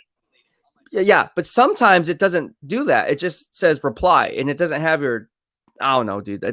It's weird. No, as long as you reply back, but I think you just have to push the reply button and try to use like my name. Like I try to do that respond comment when I see somebody comment me. I'll just push the reply and then it goes right towards their name. All the time? Mm-hmm. Bro, it doesn't. Okay. I must be dumb. I don't blame you, man. I don't blame you. I mean, if you're kind of getting the hang of this concept of this YouTube thing, it's like it's crazy. I get that issue. I have that difficulty too. Sometimes when I want to respond to somebody at the @ symbol, it doesn't show it too. Sometimes. That's so crazy. Yeah, it is. All right. Well, anyways, we got it. I gave you a shout out, so hopefully it works. Hopefully it gets you some shout out. All right, thank you so much for tuning in, my man. I appreciate the love. All right, man. It's good that I showed you something new today. Hey, you always teach me something new, man. Thank you so much, and mahalo. All right, bro. Hit the thumbs up, everybody. That's what's up. All right, that was CJ Ruthless Sports. We're gonna have William Irvs on the phone right here. How you doing, William? What's going on, Ryan? What's going on, man? How you doing? Good, man. Welcome to the BEASTwriter family. This is your first time on our live stream. You're Yeah, it pretty is. big, bro. Look at guns out and everything. I see you. No, man. I know. I'm just putting on a little daddy weight. That's all it is. Number daddy weight. I gotta shape up, man. Where you from? I'm originally from Mississippi, but I moved to Dallas in 2017. Okay, my buddy was just named the Mississippi State Mississippi State women's basketball coach, assistant basketball coach, Wesley Brooks. So okay. Yeah, That's so he's actually a diehard Niner fan. He was with Utah. Met up with him. You know, he followed me from the Niners, and then linked up with him. Then he went on to Michigan. Now from Michigan, now he's on to Mississippi State. So shout out to my man Wesley Brooks, doing big things there in Mississippi. But what's your question, man? What's on your mind? Oh man, I just wanted to talk about the quarterback situation, man. Sure. In this draft, man. I just wanted to give my little 2 cents on it, man. I think that we should get Justin Fields. The reason why my opinion for that is because I think Justin Fields is Kyle Shanahan's unfinished product. He's been molding him up since high school, and I'm like, with the pieces that the rest of the division has made defensively, I think we should go ahead and get a mobile quarterback, so somebody that can throw first and then run, like Justin Fields or Trey Lance. And I'm hearing all this Mac Jones talk, and Mac Jones is at first I was kind of like afraid of it, but I'm not. I just can't see Kyle and John getting Mac Jones. And another reason why is because playing for Alabama is like being born into a rich family. You already got you are. It's true. It's true. It's true. I mean, you already got pieces there for you for success. And Alabama always beating teams in the SEC. So, I mean, it's just the reason I like Justin Fields because Justin Fields has been in more uncomfortable situations out of all the quarterbacks in the draft to me. Going from Georgia, then going to Ohio State, going toe to toe with Trevor Lawrence all the time. Right. And it's just like a perfect fit for us. And the reason why I don't want to make Jones is because, like I said a few seconds ago, with all the pieces that the rest of the division has made defensively, you really want Mac Jones, a non-mobile quarterback, especially when you got Mike McGlinchey on the right side of the line who can't even block during pass pro. I mean, that's kind of like almost suicide. I mean, I understand Mac Jones is good. Don't get me wrong. I'm not trying to deny his talent or anything like that, but I mean, Kyle had Matt Ryan in Atlanta. He couldn't close down the Super Bowl. He had Jimmy G, who's a non-mobile quarterback, couldn't close it out with the Chiefs. That last drive, if he had any type of speed, he would have got out of there and would have kept the drive alive.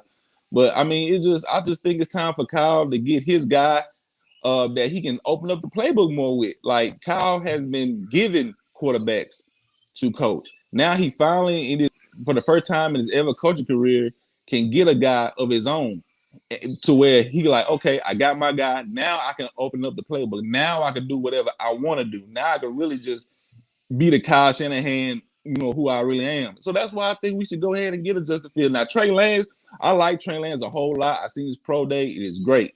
Yeah. But the thing is, he only played one season there. And then after that, he had played one game and he did bad. But I'm not trying to deny his talent either because he's real good as well. He's mobile and everything. But I mean, I think Kyle wants a guy that has the most experience, who's been through the mud, and who has came out of it. And I think it's Justin Fields. I really do. What you think? Yeah, man. Look, if it came down to it and I'm the GM, again, I would be happy with Trey Lance. I mean, ultimately, that would be my pick because if I'm already swinging for the fences, and I'm already stuck in this position. Like I said, I wouldn't have traded 12-3 anyways. I would have stayed pat. Right. But if John Lynch was fired and I had to go in to the draft and I was named the GM today, Mhm. I have to take a quarterback. Ultimately, I'm going to go Trey Lance because I'm already swinging. I'm already halfway there swinging for the fences. So I'm going to go all in. Right. I mean, I'm already all halfway in. You know, I don't like to half butt anything. So I'm going to go all in, swing for the fences. If it's Trey Lance and that would be my pick, I would be okay with that and just live and die with whatever he can provide me because his ceiling is unknown. His floor is definitely unknown. So we don't know his floor. We also don't know his ceiling. That's the scary thing because we don't know. Right. But at the end of the day, it's like I'm gonna swing hard. It's bottom of the ninth, full count. I'm gonna swing for the fences. With Justin Fields, now it's more of the same idea, except for we know his ceiling. We know we don't know his ceiling, but we know his floor. We know what we're getting with him. Right. So at the very least, we know we're getting a solid starter, right? Exactly.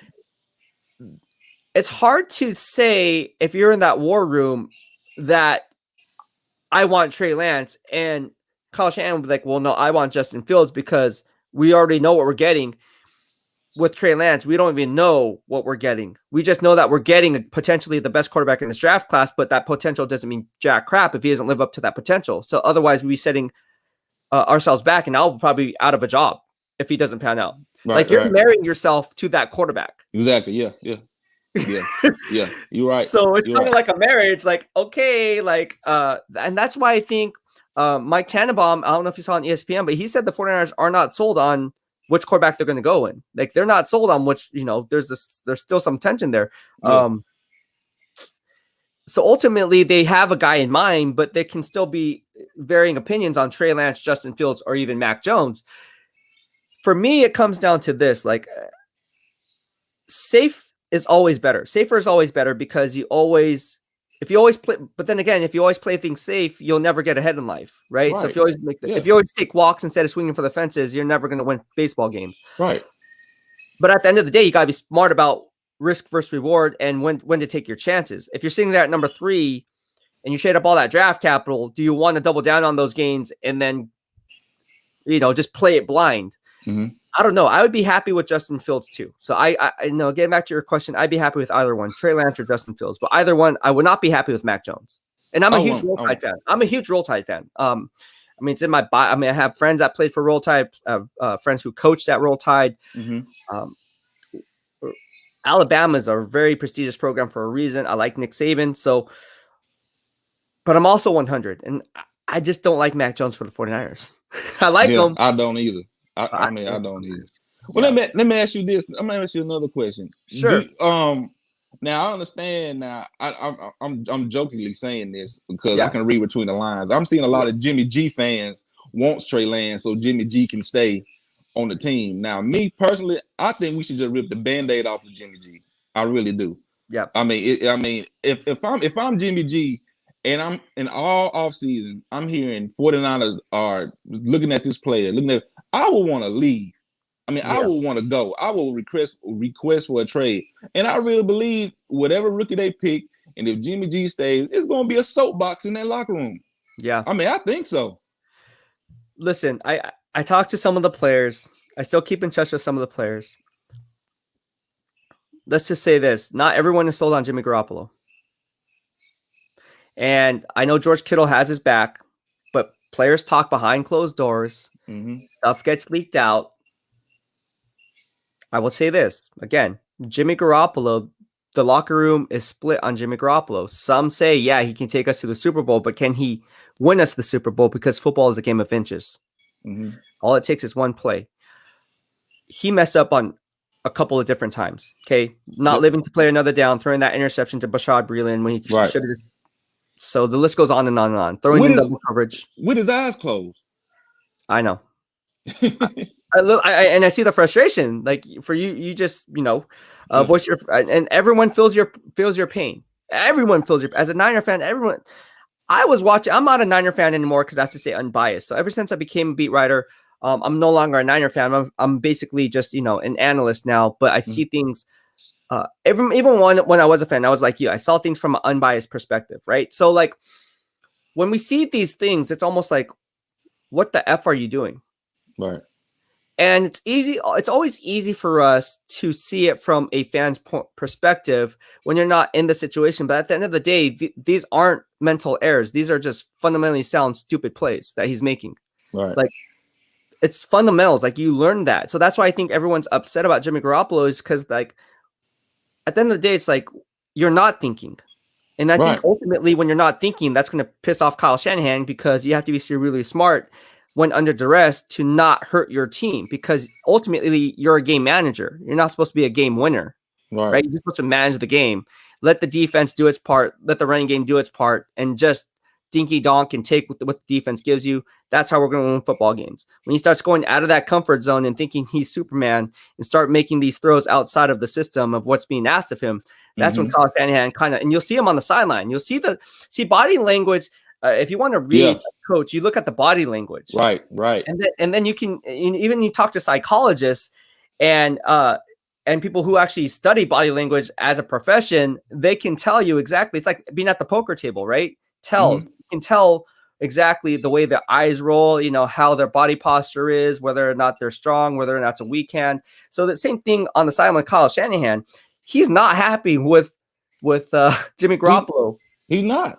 Ever since Jimmy been there, when you see Kyle at press conference, he has bags under his eyes, man. I mean, he's 40 years old, right? And he's a guy that look like he's been smoking cigarettes for years, bro. Like, yeah, I mean, but when you saw Kyle with Justin Fields, man, you just saw like a refreshed Kyle Shanahan.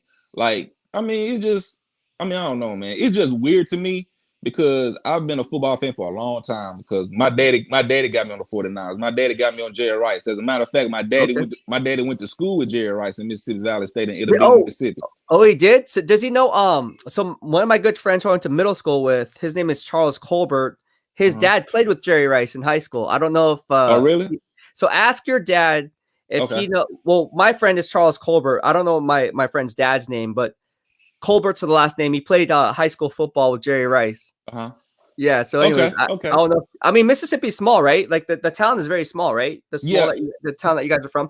Yeah. So I'm pretty sure he knows him or heard of him or something. But yeah, he would show me pictures and I'm like, dang, like this is back when I was in middle school and I was like, oh, Jerry Rice is so awesome. Like he's the greatest ever.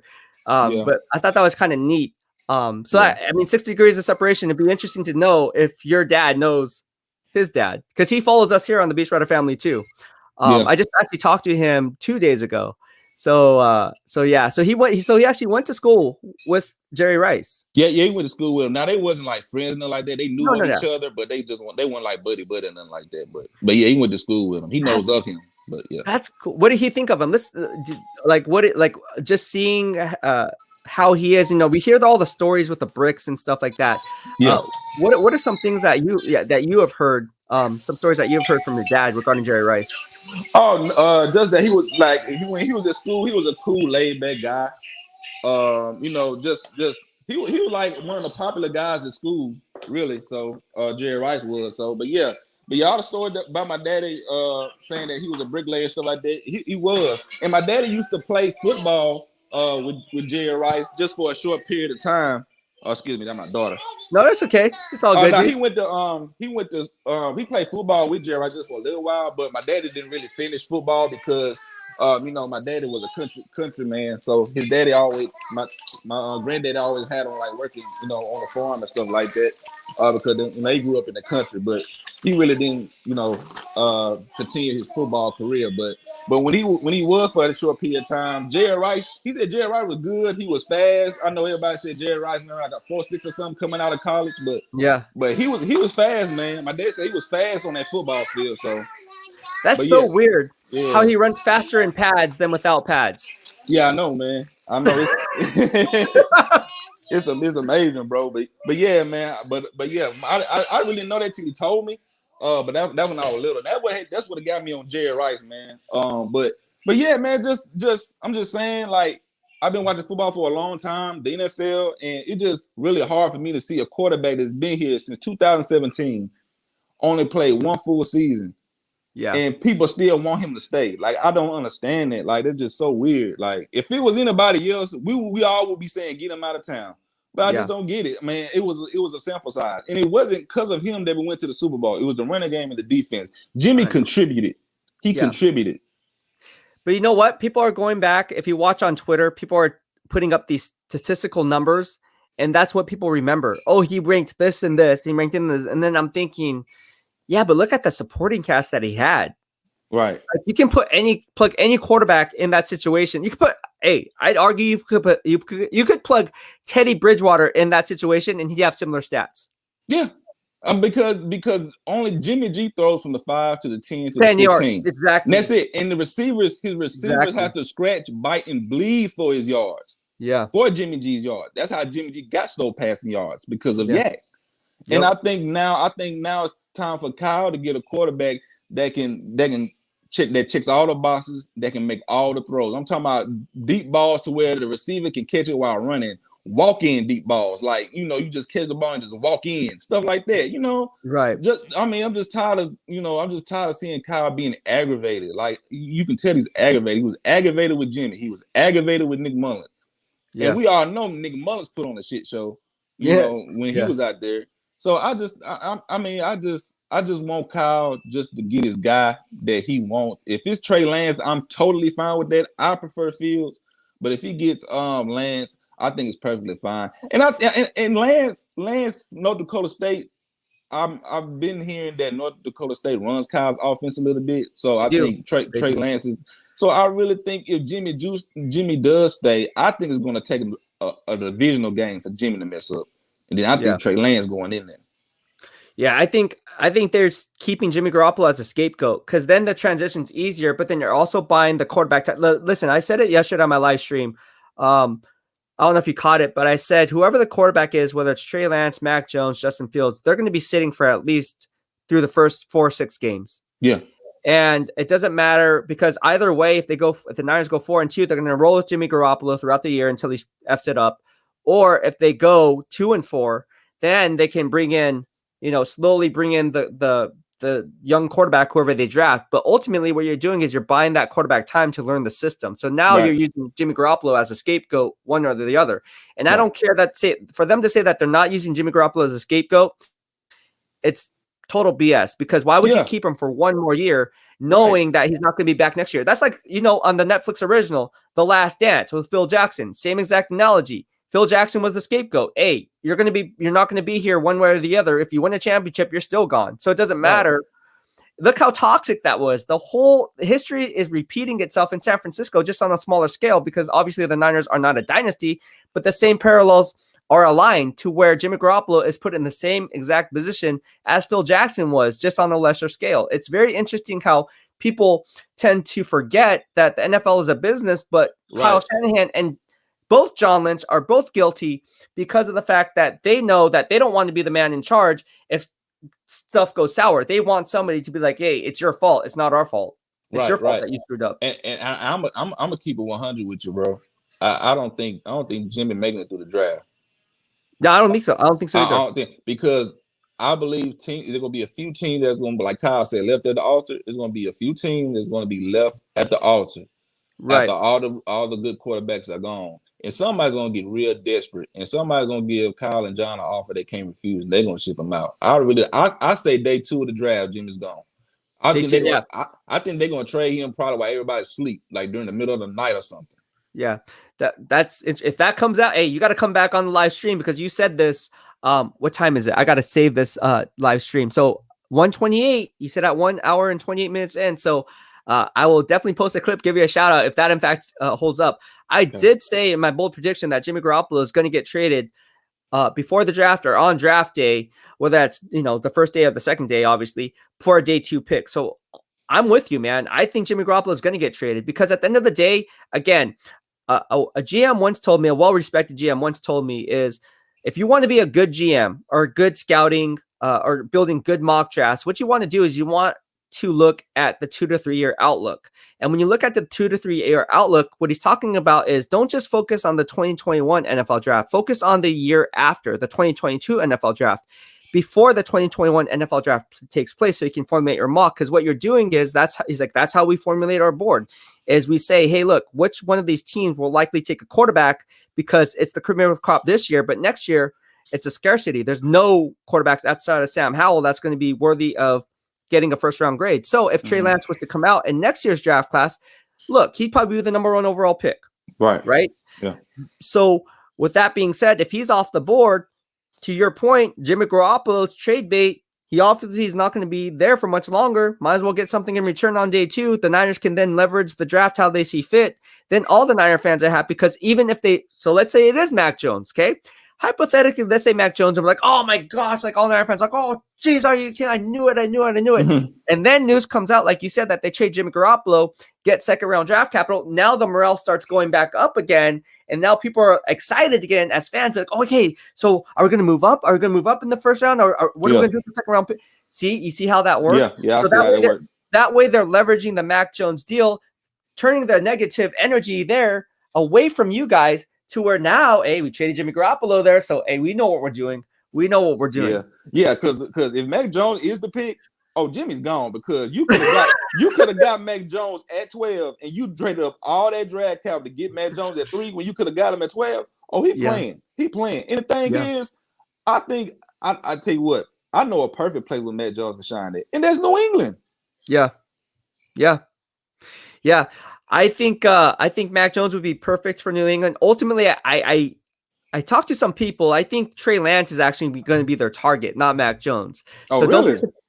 Don't be surprised if Mac Jones. I know, right? Everyone, see, this is the kind of stuff that this is why you're in here, right? This is why you're probably BEASTwriter fan. Not saying it's going to happen, but I'm told they're really high on Mac Jones. Or sorry, Trey Lance.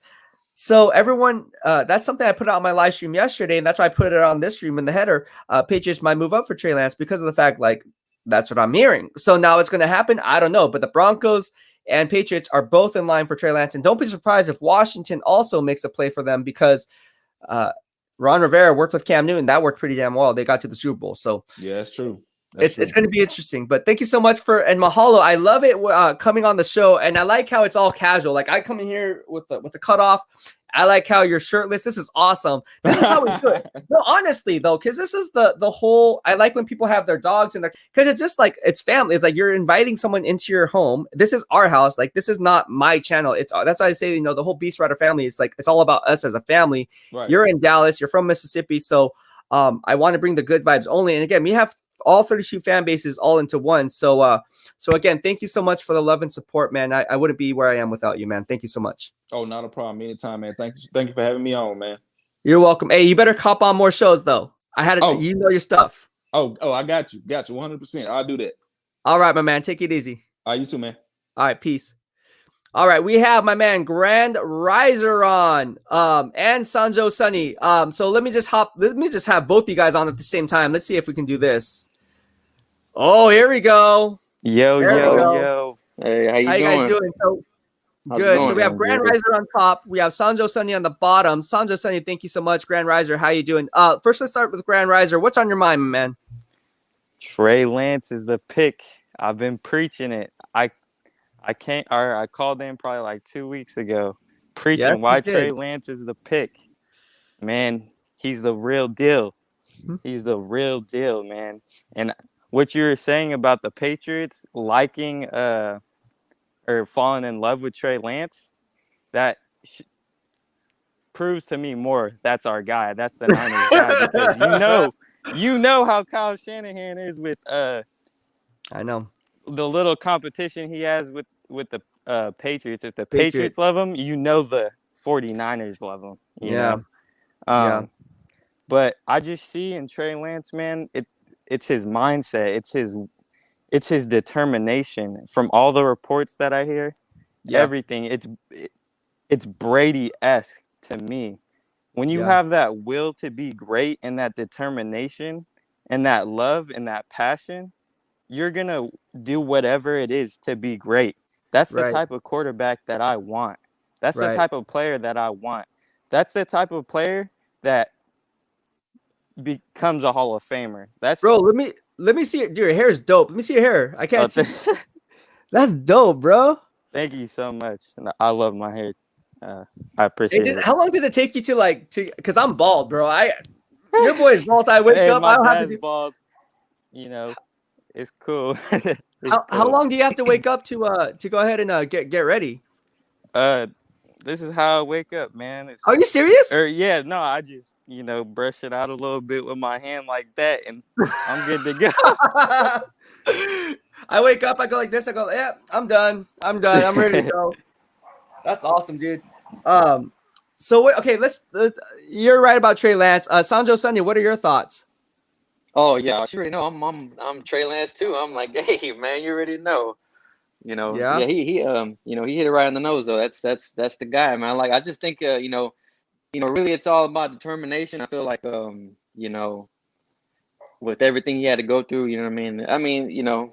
Teams didn't really look at him, didn't want him, and he was determined to be a quarterback, and he still seems determined to prove a lot of people wrong. And I think determination really what it boils down to, you know what I mean? See how far he can go and everything like that. I just came on real quick to say what's up. And What's up, dude? you already know, hey, I think Trey Lance is the one. I hate to, I just heard you right now talking to the last caller about was it Denver Broncos taking Trey Lance? Denver Broncos and Patriots are possibly moving up for Trey Lance. That's what I actually think Denver Broncos and Patriots are moving up, but I think they're going to try to move up for Justin Fields. That's what I'm thinking. That's the vibe I'm getting. Like, I kind of just, looking at everything from afar, I'm just like, hey, I think I just got that feeling. I think Denver's probably going to move up. I'll go ahead and say I think Denver's going to move up and trade with Atlanta at 4. Atlanta and Dolphins are definitely going to trade out. So I don't, based on my mock draft, I don't see the Falcons picking at 4. I think they're going to trade out. That's GM Terry Fontenot's MO. I mean, he comes from Mickey Loomis tree, so he likes to get draft capital. He's going to trade out at number 4. The Dolphins, now I feel like they're going to trade out from maybe 6 to 9. So if Trey Lance is available at 6, they might trade with the Denver Broncos at 9. They might swap picks. So that way, again, at number 3, I put this out like a month and a half ago that the Dolphins would trade number 3 and then their target would be Micah Parsons. That seems like it's holding up right now as we talk. So you see how this is how it goes, man. This is why you guys follow me, is because outside the box thinking, not just throwing clickbait. I mean, stuff actually comes true, right? So it's not clickbait. Right. That's where I see it going because, again, GM Chris Greer is also one to trade back, pick up draft capital because he wants to leverage the trade for the next 3 years. He's already on the right path of doing that. And they just signed who? Do you guys know they just signed DJ Fluker, right? So they got in DJ Fluker. They just signed him from the Baltimore Ravens simply because Isaiah Wynn, the guy who they traded for, or Isaiah Wilson, I think, is no longer with the team because of his off-field behavior. So they needed an offensive tackle. They just solidified that now with Robert Hunt and Austin Jackson, the first and second round picks last year. So you can kind of see the way that they're thinking about doing things. And ultimately, what do they need? They need a second level backer. Who's the best one, head and shoulders above anyone in this draft class? It's Micah Parsons. And again, I run my grading systems. I don't rely on PFF. What the Dolphins like to use is they like to take out Raekwon Davis and their nose tackle and their 34 base when they go to a 4-2 defense, and they like to use a lot of exotic blitz packages with their second level backers. Well, if you remember, Micah Parsons was a former defensive end back in high school, so his pass rushing prowess on third down adds more value there. So that's why I believe Micah Parsons is in play with the Miami Dolphins at number 6. That could possibly be number 9 with the Denver Broncos. Now, watch that not be true, or it be true. Time will tell. But what are your thoughts on Micah Parsons? Let's talk about Micah Parsons a little bit. I haven't watched too much of Micah Parsons' film, to be honest. But I see, man, that guy flies around the field. I have heard some people have concerns with him, with his he gets deceived, like he'll fall for, I don't know. He's undisciplined in his run. He's undisciplined, exactly. Yeah. Also, one other thing actually I wanted to say. I would love if you did film breakdowns. Like, I feel like that would be amazing because your knowledge of the game and whatnot, your IQ, man, I think that would be amazing if you did film breakdowns. So I did do one. If you go back and you guys are on YouTube, obviously, if you type in Patrick Surtain, I actually did a film breakdown on Patrick Surtain, or if you type in Jimmy Garoppolo interceptions, you'll see all my interception breakdowns on that. Unfortunately, it takes me like literally to upload that video. It takes me a while. I want to do more film breakdown, and that's a good point that you point that out. So I do take, the super chats and the super stickers and everything. All the money that gets donated into the BEASTwriter family gets funneled back into you. So that's what I'm actually saving. It's funny you bring that up because I'm saving money to buy the software for that because I want it to be professional and legit looking. And that way you guys can see. So, to be honest with you, game film breakdowns is my number one thing outside of the draft and spot on predictions and anything. But I love breaking down film. I feel like you would blow up with that. Yes, I know. So if you want to see a kind of a skewed version of it, go and type after this live stream is over. You can type in Patrick Surtain or Jimmy Garoppolo interceptions. I break down the coverage. I break down what to look for. I break down what happened on the reads. So it's all in there for you. I might even include another playlist because there's playlists right on the channels that you have. So you just go to my channel, you can click on playlists, and I'll create a playlist today of all my game film breakdowns. So then you guys can see what I had to say. But yeah, the best thing to do it to find my game film breakdowns that I did is again go to BEASTwriter and type in like Jimmy Garoppolo interceptions. I did all his interceptions from 2019 or a lot of them, or the most recent one, the Patrick Surtain one, on why I think he's the most fundamentally sound technician and student of the game in this draft class. So yeah, I want to do game film breakdown. I want it to look more professional than the ones that I just talked to you about. And it's the software is going to be costing like a lot of money, but I think it's worth it. So once we get enough money from that, I'm going to go ahead and break those down. So yeah, game film breakdowns, your number one thing, huh? That you would like to see? Oh yeah, no, I feel like you would just your knowledge of the game, the way you break it down, just by you explaining it. If you showed it while explaining it, I feel like you would, people would gravitate you a lot more. Yeah. So just go here. Actually, do this here. I'll put it up on you, just so you guys know where to find it. Yeah. So if you just YouTube search like anything like BEASTwriter, obviously within the main keyword that you look for, and then if you just type in Patrick Surtain, you will see. Or Jimmy Garoppolo, either or, because Jimmy Garoppolo would probably be giving you the detailed coverages on exactly what to look for. But if you just right here, you see on the ticker says, if you just YouTube BEASTwriter Patrick Surtain or Jimmy Garoppolo, one or the other, BEASTwriter Patrick Surtain or BEASTwriter Jimmy Garoppolo, do one of the two, and it will pop up. It will definitely pop up, and you guys will see exactly what I just see on those game film breakdowns. But I want better software than the one I provided. I'm just using iMovie Maker on this one. I want better software than that. So hopefully I can get that. I am looking into that. And yeah, I think I would blow. Cool story. You're going to blow up, bro. But I think let's just put it this way. I think it would add more value to the BEASTwriter family. And then that way you guys can see visually exactly how I run my grading systems to a certain extent. I'm not going to release the algorithm, obviously, but what to look for on a certain play. How come this linebacker leverage is split in a certain way? Why these boundary cornerbacks are playing in a press bail technique as opposed to a bump and run coverage? Why are they sleeping back? Is it based on the game film junkie being that guy, maybe a game film workout warrior? So maybe inside the film room, he kind of saw something on the down and distance. So that's why he kind of cheated up and then backed off. You see a lot with Luke Kuechly when he was playing. I did some game film breakdowns on Luke Kuechly. In fact, I said against the 49ers, he's going to come up with an interception on underneath coverage. He did.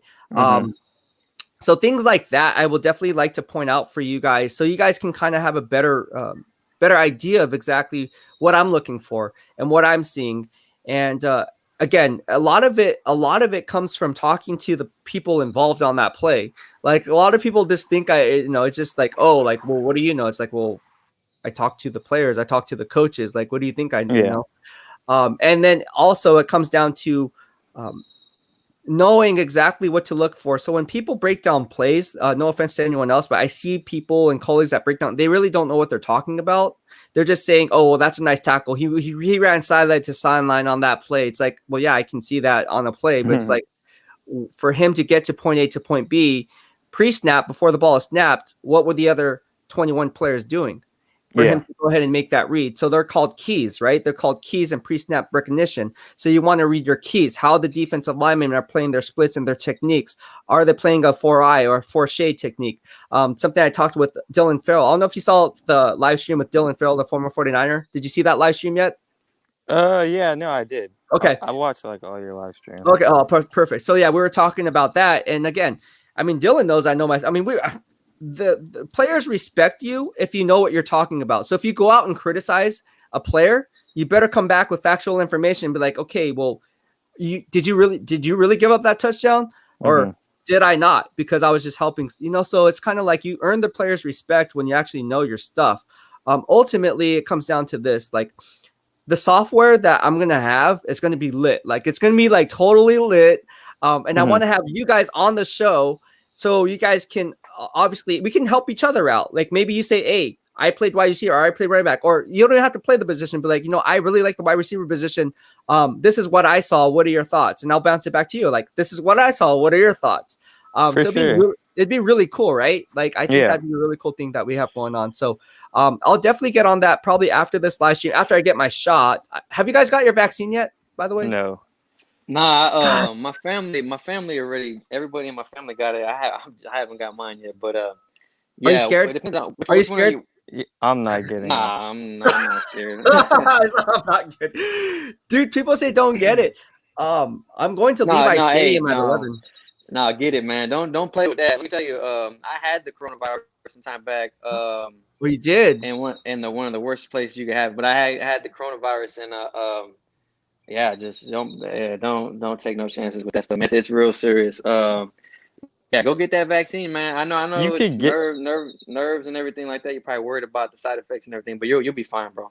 Just go get that vaccine, man. When you do your research on vaccines and whatnot, I just feel like, and also it's only FDA approved for emergency use only. It's not. It'll take to like 2023 or 2024 for it to be officially FDA approved, because it takes years to develop a vaccine that's actually safe. Yeah. If you do your research, it takes years, like at least 4 to 5 years. So me personally, I'm not gonna get it, but if like, I don't live with any old people, or I'm not around any that people who have a weakened immune system. So that's just my personal beliefs, but to each their own. Everyone has an opinion. It's all good, man. There are a lot of some of my friends are actually in the same boat as you, so it's not like you're like an outsider or anything. I mean, it's something that's normal because of the fact that people are scared of the side effects. Like, dude, some of my friends actually had bad side effects, like legit bad. It's not just the fevers and chills. It's almost like they're like bedridden for like a week. Like, yeah, that's a scary thing. I tell you, one of my friends passed the coronavirus, though. It was pretty sad. So that's why, I was nervous, and he passed. I had the coronavirus. I was worried about me passing. It was that serious. So that's why I'm like, and I'm in decent shape. You know what I mean? I take care of myself for the most part. As far as health wise, and I was worried. I was like, man, it's you never know, man. I just, that's why I say I feel it's just my opinion. And I know I don't want to seem like a hypocrite because I haven't got it yet, but I'm gonna get mine like ASAP. But I just think that it's something where you want to have better chances of making it past the corona compared to not having a vaccine and then just getting hit with the corona. Then it's really like, man, I don't know what's gonna happen at that point, And I just think you have to. It depends on the person. Yeah. Me personally, I think ultimately it comes down to your health and your immune system, and trying to boost your immune system by what you're eating, what you're doing, making sure you're going outside, exercising, make sure you're eating right, make sure you're getting your vegetables, you're drinking your water,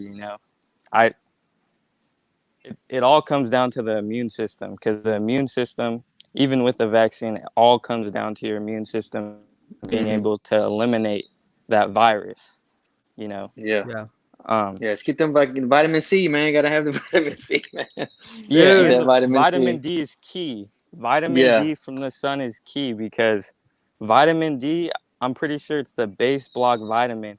It allows your body to absorb all the other vitamins. Without vitamin D, your body can absorb the other vitamins and nutrients and minerals that it Look at needs. this guy. We got Dr. Grand Riser on the show. Yeah, man.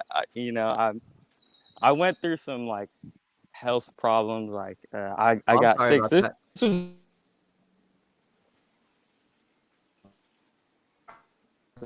was like Did he cut out? Yeah, it's 2018, breaking like up right a before little it bit. came out. I was getting sick. Like, am I breaking up? Yeah, you're breaking up, bro. Am I back? Yeah, you're back. All right. So I think I went too far away from the router, but I was getting sick and whatnot for like 2 to 3 months, and I'd go to the doctor. They would tell me, oh, it's this, oh, it's that, oh, it's this, you know. And it took a while for me to get over that. My body had to fight whatever it was fighting. They were telling me, oh, it's this virus. Oh, no, it's this.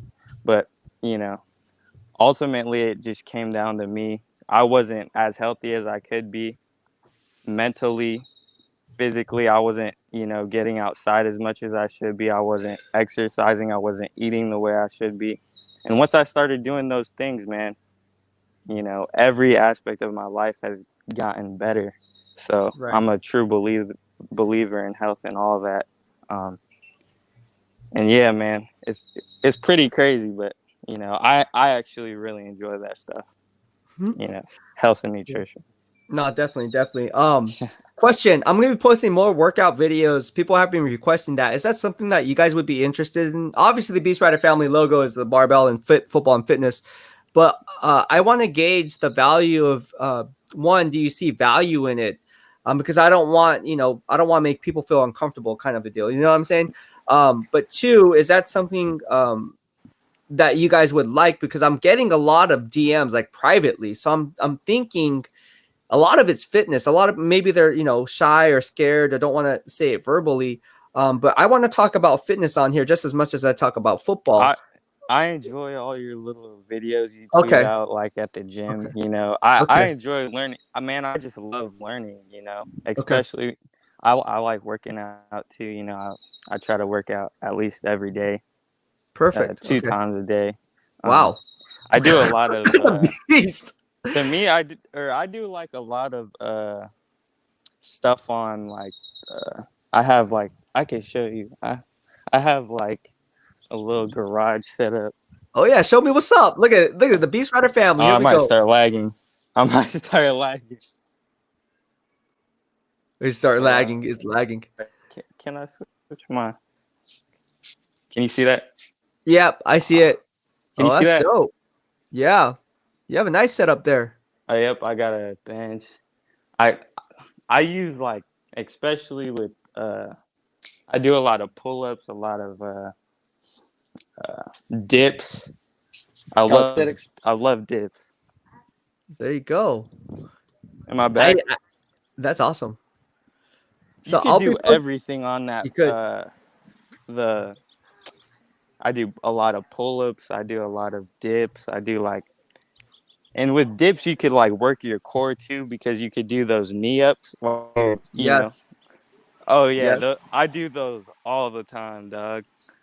Those are my favorite. But I used to work it like I used to hit the bench a lot, but I started to get some like I think shoulder injury. Yeah, exactly. I knew you were gonna say that. I knew you were gonna say that, bro.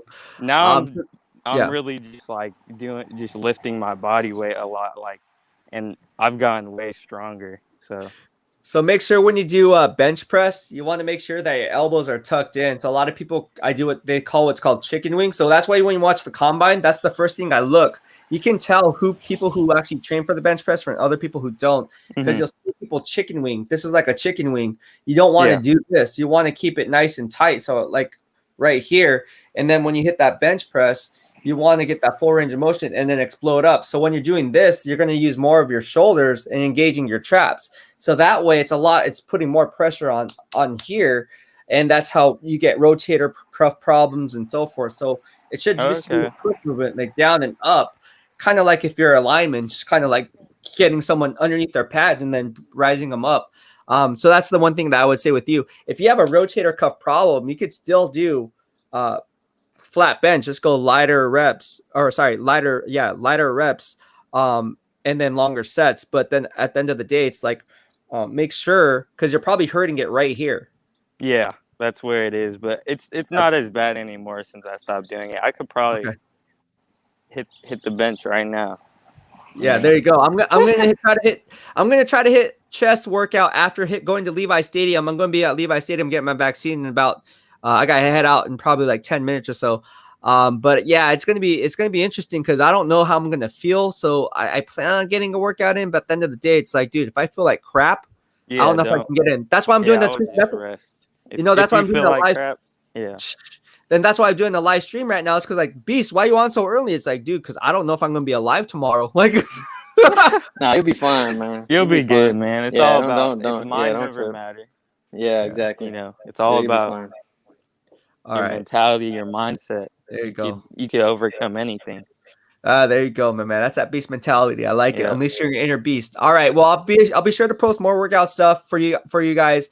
I know people at the gym or like that follow me on the BEASTwriter like, dude, how come you don't post this stuff? I'm like, well, I didn't know there was like, I'll post here and there, but they're like, dude, like you need to post like people want to see what you have to offer. It's free stuff. Like who doesn't want free stuff? Like that's free workouts. Like who doesn't want that? So exactly. Like, free tips, point, man. But I love learning. But all right. What's up? I want to say what else. So with the Jimmy G thing, I remember you were talking about that with the other guy. Oh yes. I don't think they're gonna trade him because I don't think they're gonna get what they want for him. I really don't think, unless, like you said, one of those teams get really desperate for a quarterback. Yeah. But even then, I just don't see it because I think they want to ease this quarterback in.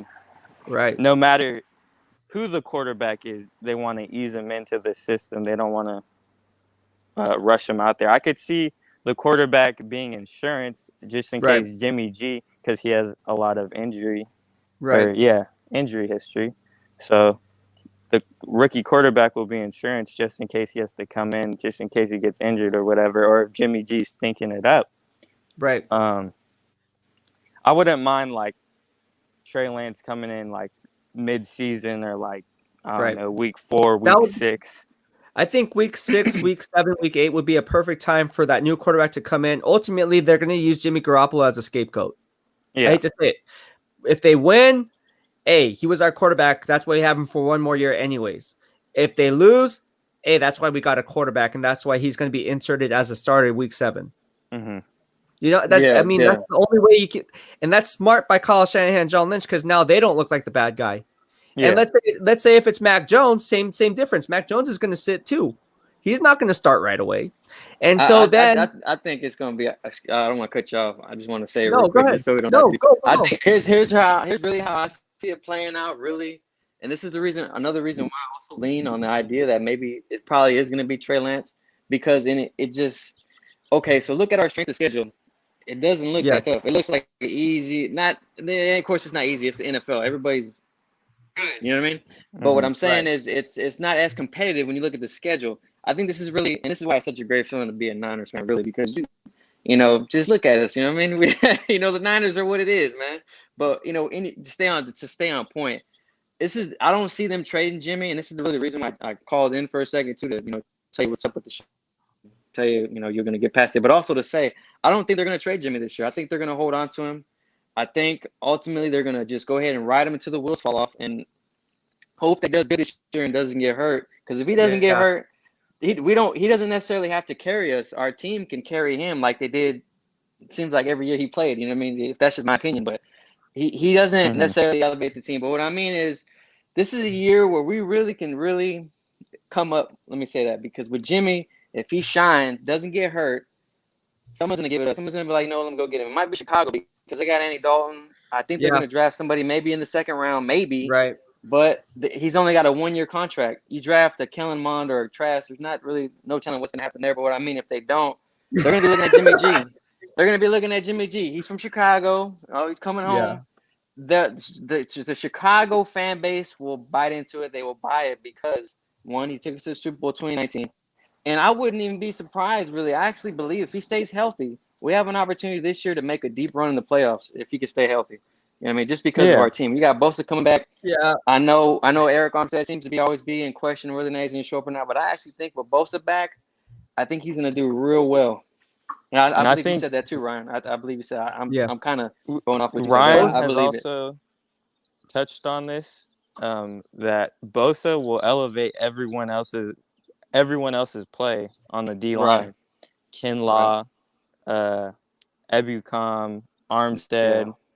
I think the guy we got from the Rams, I'm calling it right now, he will have 8+ sacks this year. Woo. Yeah, that's okay. That's good. That sounds like a good season. But another thing to point out, the reason why that's like a good season.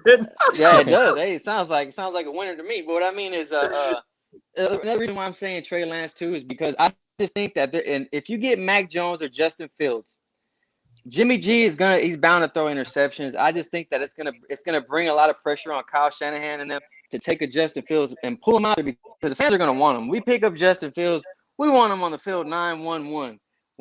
If we draft Trey Lance, at the end of the day, everybody in the NFL is expecting Trey Lance to sit down at least 1 year, close to a whole season. There's not going to be as much pressure, I think, on Shanahan to get him out there because everybody knows, or at least the thought process is when he comes in, he's going to have to sit down for a while to develop. Whereas Justin Fields, I just think it's going to be a lot of, we want Fields out there. Yeah. Jimmy G throws two picks, which I'm pretty sure he's going to do in a game. Oh, man, Fields needs to get out there. We need to get Fields out there 9-1-1. So I'm leaning on the Lance. I want Lance. Hopefully it's Lance. If it's Fields, I'm happy. If it's Jones, I'm like, man, we could have got him at 12. I'm just like, we could have got that dude at 12. I don't think nobody was in the game. Here's the thing. If Mac Jones is the pick at 3, okay, heads will roll. I know this sounds crazy, and I know we just said that Jimmy Garoppolo is likely going to stay, which is probably what, a 65% chance, right? 70% chance. Mm-hmm. Some of you guys probably 90% chance, 100%. Yeah. Okay, whatever the percentage is, but there's still a likely possibility that he could also be shipped out. And here's why: because we all have a voice, and let me tell you something. Everybody listens to the media, but also everyone listens to the fan base because we're the ones that make the money. Mm-hmm. We're the one would you buy that hat? Oh, you just made them money. Sanjo Sonny, you bought that hat.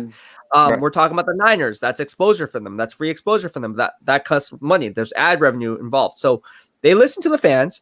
I'm telling you, if Mac Jones is the pick, they're going to be like taking a draft day approach, like with Kevin Costner, be like, oh crap, what just happened?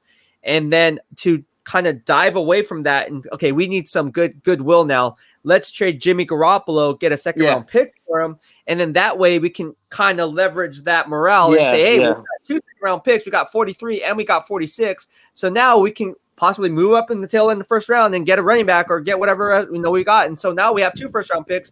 Now we're talking about getting 2 first-round picks in return instead of, initially we thought was going to get the number 3 overall pick and that was it. And our day was done.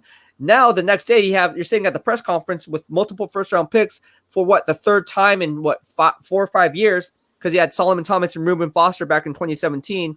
And then you had, in 2020, you had Nick Bosa and Brandon Ayuk. And now in 2021, you have Justin Fields or Trey Lance or whoever the quarterback is, Mac Jones. And let's say they go running back. Let's say who knows? It could be Najee Harris. Yeah, I think, and let me just go back and say, if it's Mac Jones, they're getting rid of Jimmy. I believe that. I just think if it's Justin Fields or Trey Lance, especially Trey Lance, Jimmy's not going nowhere if it's Trey Lance. That's just my opinion. I think if Mac Jones is the pick, which I don't even want to say it anymore because I don't believe Mac Jones is the pick. I doubt it. You know what I mean? But you never know. To trade up to 3 to get Mac Jones, I think is just ridiculous.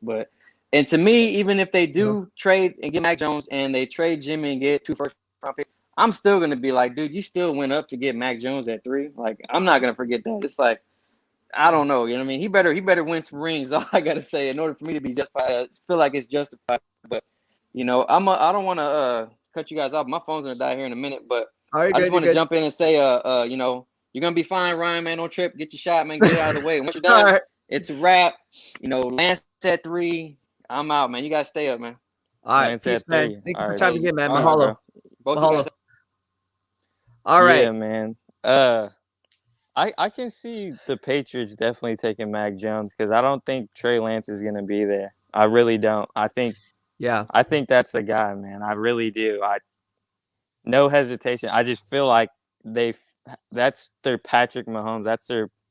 They look at him as their Patrick Mahomes. Not saying he's going to be Patrick Mahomes, but and I think he's more NFL ready than a lot of people are giving him props for because the offense he played in, the responsibility he had when he was playing, he had a lot more responsibility than a lot of these quarterbacks who are looking to the sideline before the play, looking at their coaches to give them the calls. He didn't do that. He was looking at the defense, calling out the line protection,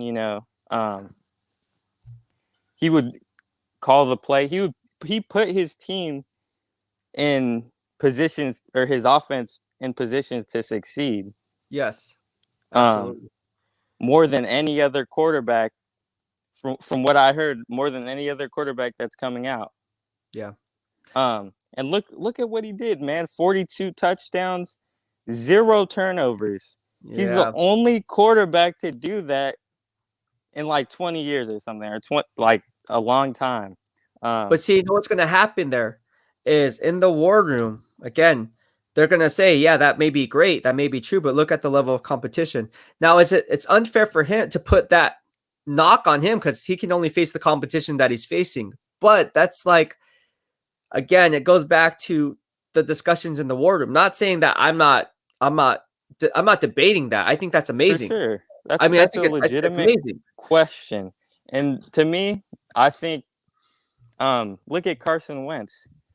He might not look like he turned out, but the first 2 years he played, people were MVP. His second year, he was looking like the MVP of the league until he tore his ACL.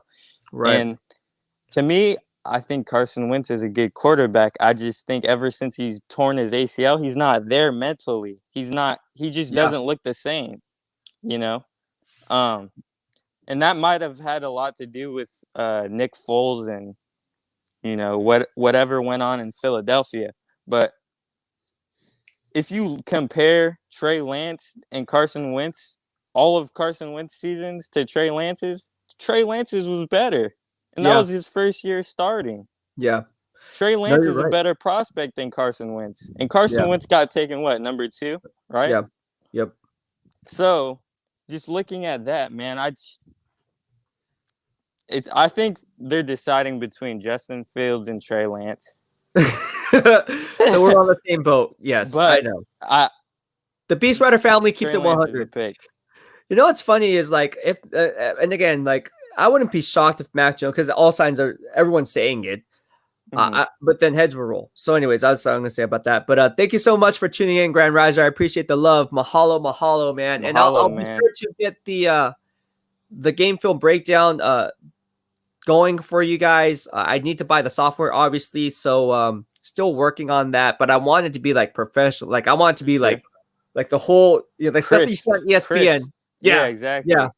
Yeah. Hey, man, I think that's going to do great things for you. I think that's going to put a lot more people onto you. Like I was thinking, like, man, this guy knows your football IQ, man.